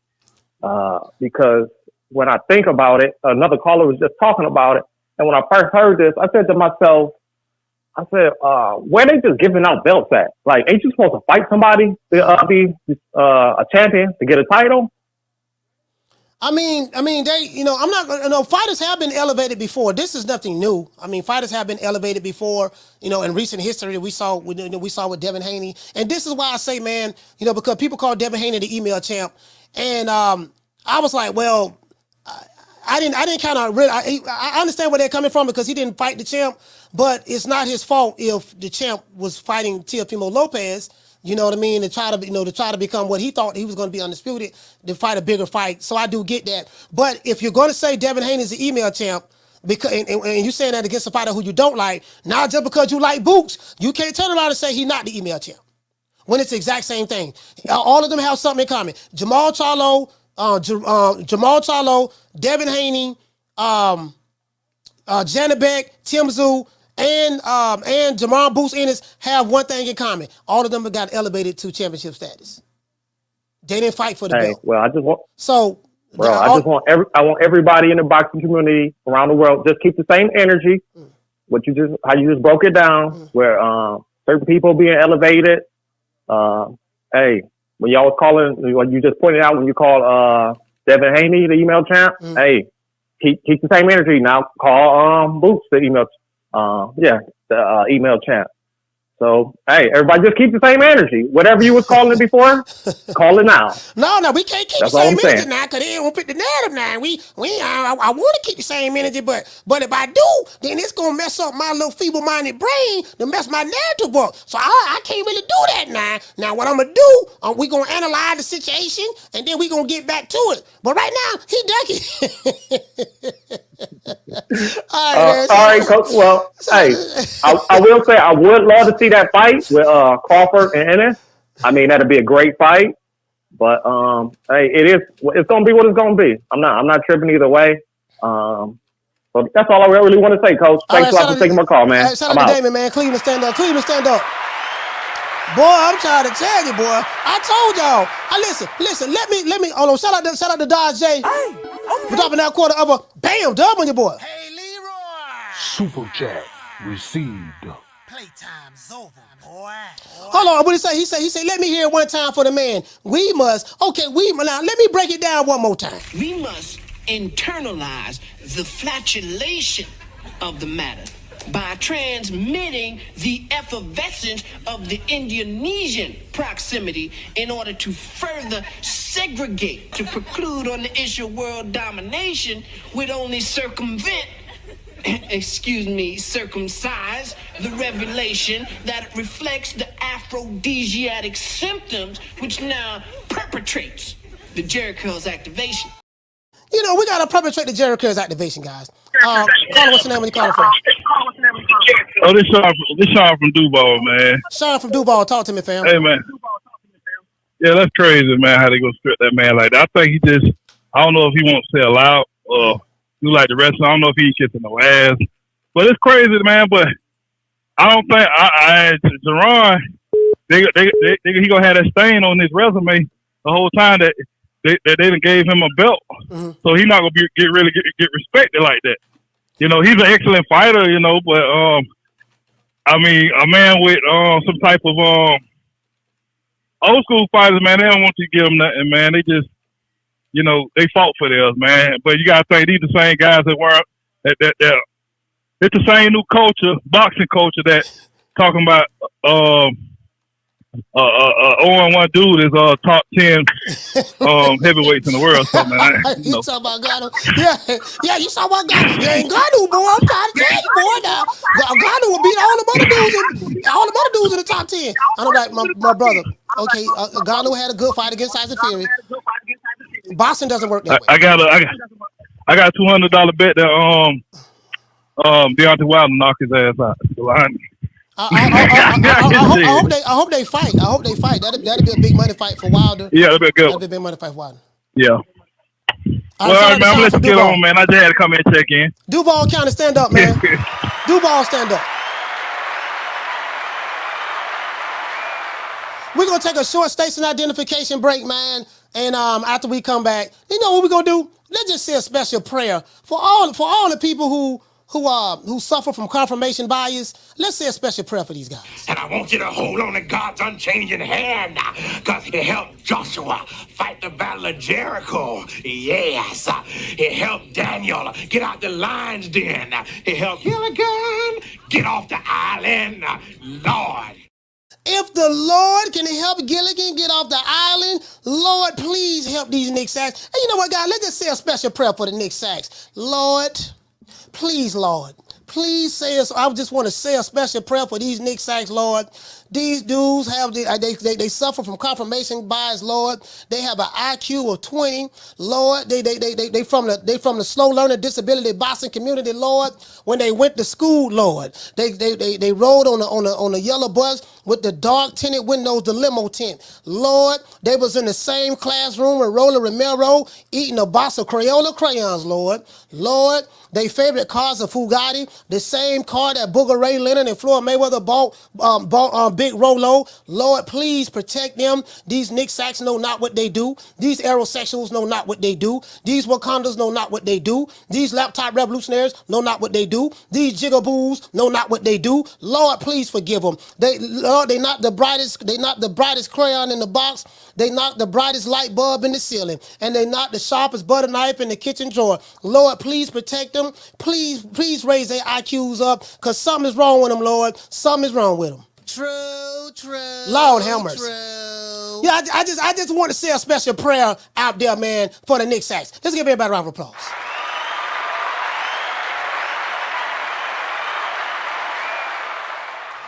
You know, there's an old saying that goes like this. It's best to be thought of as a fool than to open your mouth and clear all doubt. I plead the fifth. I plead the fifth. 5, 1, 2, 3, 4, 5. Anything you say, 5. Go ahead, ask me a question. Did you? 5. Boy, I'm trying to tell you, boy, goddamn, boy, listen, boy. It's better to be thought of as a fool than to open your mouth and clear all doubt. You know, we gotta say all praises due to the Most High, the Most Exalted, Mr. Al Heyman. Well, you know, I guess I gotta be like everybody else and sing Al Heyman. I can quit my job now, baby. 6 figures, baby. You feel me? But a name. Do you have a name? Oh, nah, I ain't got no name, you know. Name them names, man. They know who they is. Name them names, please. Them names need to be named. They know who they is. The Mexican Monster. Let's give a shout out to everybody who called the show. Shout out to Old School from the Shy. Shout out to Martin from Oakland. Shout out to Jamie from New York. Shout out to Sheila from Killer Cali. Shout out to Damian from B More. Salute my brother. Shout out to Ron Boy Fresh DC. Hey yo Mo, check this out, Slim. Stand up. Shout out to D Block from Dallas. Shout out to Blood Boxer from Gainesville. Shout out to Jerry from Tampa. Shout out to Keena from North Carolina. We're going to say a special prayer for Keenan, y'all. Please, Lord, please put the olive oil on his forehead. Please, Lord, read some scriptures to him. That young brother needs some help. Shout out to Martin from Jersey, Brick City. Shout out to Coach Eddie from the ATL. Shout out to L from Kansas City. Shout out to DeMar from Cleveland. And shout out to Sean from Duval. Let's give a shout out to everybody who gave us super chat today. Lord have mercy. Shout out to Dodge J. Shout out to $1 Trillion Dreams. Shout out to Jonathan Ramirez. Shout out to Killer Man. Shout out to Iffy D. Shout out to Robin V. Shout out to Don't Kill the Messenger. Shout out to Abdul Wakil. Shout out to Marcus King. Shout out to Drew, LA. Yay. Shout out to Gorgeous. Salute to you, fam. Shout out to OP Gamer. Shout out to Byron. Salute to you, fam. Shout out to Atheist Ghostbuster. And shout out to Big Woo. And you know, we gotta give a shout out to everybody who gave a cash app as well. Shout out to Felix, man. And shout out to T Seals from the ATL.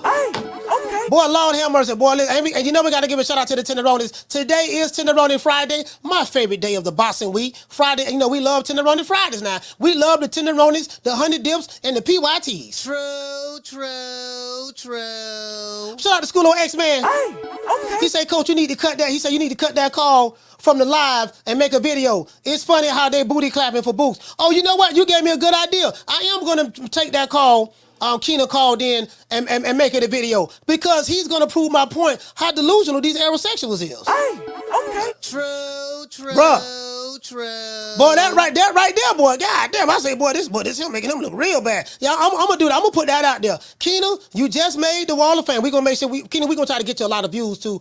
I think you got a YouTube channel, right? So what you gonna do? We're gonna put this video out there. You making a complete ass of yourself, and then what we're gonna do is you'll be able to use it a little bit. Put it on your YouTube channel, and maybe you can help build your channel up, get you some views. True. You know it is what it is. Y'all know what time it TI is, man. Riley, get him. Look, fuck you. Fuck the plane you flew in on. Fuck them shoes. Fuck the socks with the bell on it. Fuck them cheap ass cigars. Fuck your yuck mouth teeth. Fuck your hairpiece. Fuck your chocolate. Fuck Guy Ritchie. Fuck Prince William. Fuck the Queen. This is America. My president is black and my Lambo is blue, nigga. Now get the fuck out my hotel room. And if I see you in the street, I'm slapping the shit out of you. Oh, we gotta give a shout out to the Tenderonis on Tenderoni Friday. Shout out to Abigail. Summer in November. The lovely Lisa Bells. Passion for beauty. Shout out to Elena. My sister Bless 365. The lovely Jackie Hernandez. Sheila E, better known as Sheila Jackson. La Jessica, the lovely. My sister Nick Rich. The Revolution of Food, my beautiful sister Food Revolution. Shout out to Green Eyes P, that sister from Liverpool. The Duchess of Wisdom, she is so wise. Letitia, salute. Shout out to Kiki, do you love me? Shout out to Kiki. Ebony 76, what's going on, sis? Shout out to my sister Mimi 24. The lovely Miss Connie, how you doing, sis? Shout out to Fee on the Tube, Duval. Shout out to Berenice Mendez. Oh, we can't forget about It's Like Candy. I can feel it when you walk. Even when you talk, it takes over me. Shout out to Candy. Shout out to Lita. Shout out to the lovely, beautiful, and most talented Amina. Shout out to Tila, man, for Omaha, Nebraska. What's going on, sis? How you doing, sis? Shout out to Bree CS. Shout out to Felicia Williams. Shout out to Mo Easy. What's going on, baby? And shout out to the goddess. It is what it is. We always give a shout out to all of the Tenderoni, man. It is what it is. Tenderoni Fridays, my favorite day. It is what it is, man. To anybody who want to argue, do not argue with anyone who have an IQ of 5. You wanna argue? I can't argue with you. You mad. Look at you. You mad. I don't get paid to argue with you. Who is you? You ain't nobody. Oh, you want to argue? I can't argue with you. You mad. Look at you. You big man. I don't get paid to argue with you. Who is you? You ain't nobody. True. Hey, you feel me? You're in the mix with Coach Malachi Williams at True Media Boxing Radio. True. Something for the haters. Let me address something to some of the haters out there about me. Y'all can kiss my ass. Twice. Two times. You know what I mean? Kiss, make sure kiss both cheeks. Now, so the left cheek don't kick the right cheek, and the left cheek, so the right cheek don't get jealous. True. He say, Coach, you broke smoke on Friday. You had time today. Yeah, I mean, this is easy, man. This is like taking candy from a baby, man. You know, these Nick Sacks, I play with these dudes anytime I want to, you know? Come fucking with me, you gonna get knocked the fuck out. I'm a knockout artist, baby. It is what it is. And guess what? Since it's Tenderoni Fridays, I want to give a special shout out. Any of you sisters out there that's looking to have a baby from a revolutionary, I got somebody for you. Sister Danielle, when are we going to have a Garvey baby? Lord have mercy, Sister Danielle. You must not have heard me. Sister Danielle wants to have a Garveyite baby with King Kong Alicia. Sister Danielle, and she fine too. Look at them eyes. Sister Danielle, listen, baby. We got to build the nation first.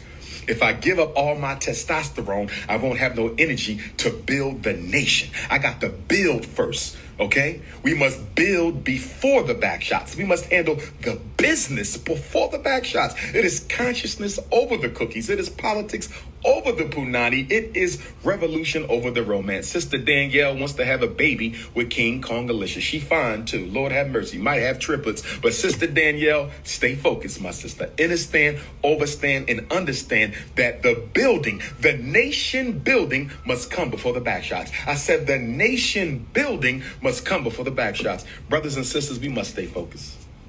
We must stay focused. Shout out to everybody in the chat, man. Shout out to OP Gamer. Hey, okay. Brady 12, Gracie, what's going on? Shout out to L Harvey, OP Gamer, Justin Watson, Charles Johnson, Schoolo X-Man, Swat Jones, the lovely Elena. Who else we have? Shout out to my sister Full Revolution. Shout out to Charles Johnson, Tila, Omaha, Nebraska, stand up. Shout out to Steven. Hey, okay. Shout out to my brother L Harvey, T Seals from the ATL, Mimi. Who else we have? The Inevitable, D-Block, D-Town, D-City, D-Ville, Baltimore, stand up. Shout out to Charles Johnson. Shout out to Will Sargent. Salute to you, Will. He said great show. Coach, I'll drop you an email. Okay, for sure. Shout out to Schoolo X-Man. What's good, brother? Shout out to Keena, man. Salute to you, fam. You know, it is what it is. You got a lot to work on, but don't worry about it, brother. You're young, brother. You young. You'll come around. Shout out to Mad Dog H. Hey, okay. Who else we got? Who else we got in the building? Out to Justin Watson. Shout out to Corey Bradley. We have shout out to Tony. Salute to you, fam. Shout out to K-Mo 504. Justin Watson. You know, there's a whole lot of people in here, man. A whole lot of people. It is what it is. If I forgot your name, don't take it personal. Take the bitter with the sweet. Easy come, easy go. If I forget your name, please forgive me. Shout out to No Pico. Who else we have? Jason Phillips in the building. Jason, follower of Christ. It is what it is. Let's celebrate, y'all. Hey. Yeah. Ooh, that look good. How much money?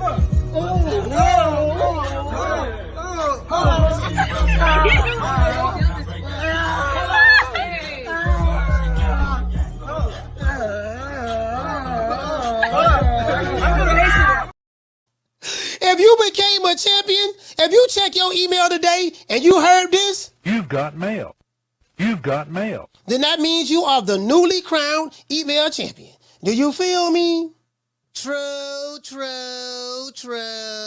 Let's send a shout out to the hood. I want to thank the whole hood who came out here. I love y'all. I did this for the hood. Y'all know I beat that boy. And let's do this for all of the lovers out there. Make it last. Make it last forever. Don't let I love you.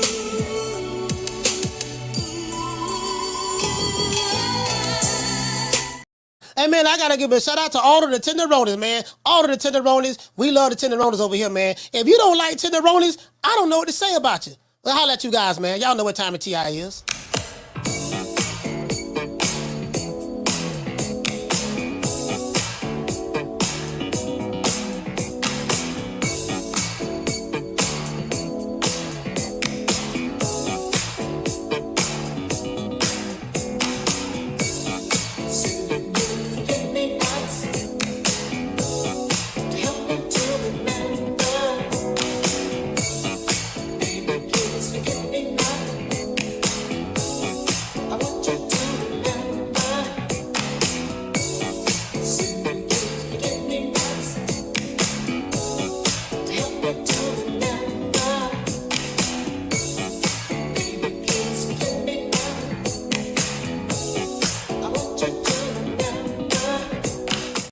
Yes, sir. We're going live tomorrow. I think they got a fight tomorrow. So since they got a fight tomorrow, we probably going to do a fight party. I think it's a small fight. You know, I didn't even put it up, but I think there's a fight tomorrow. We'll go live, man. We might as well. I ain't got nothing else to do. We're going to go live tomorrow night, man. So I got a video on dropping in the morning as well. Please sign up for the newsletter. It's pinned to the top of the chat, or you can sign up in the description below this show. That's so anytime YouTube was to go, we go live, we drop a video. YouTube don't always send out the notifications, so you will receive an email or a text message from me let you know that I dropped something else. It is what it is. I see you guys tomorrow. You know my motto, don't meet me there, beat me there. Peace. Man, I'm out of here, bro. Let's go.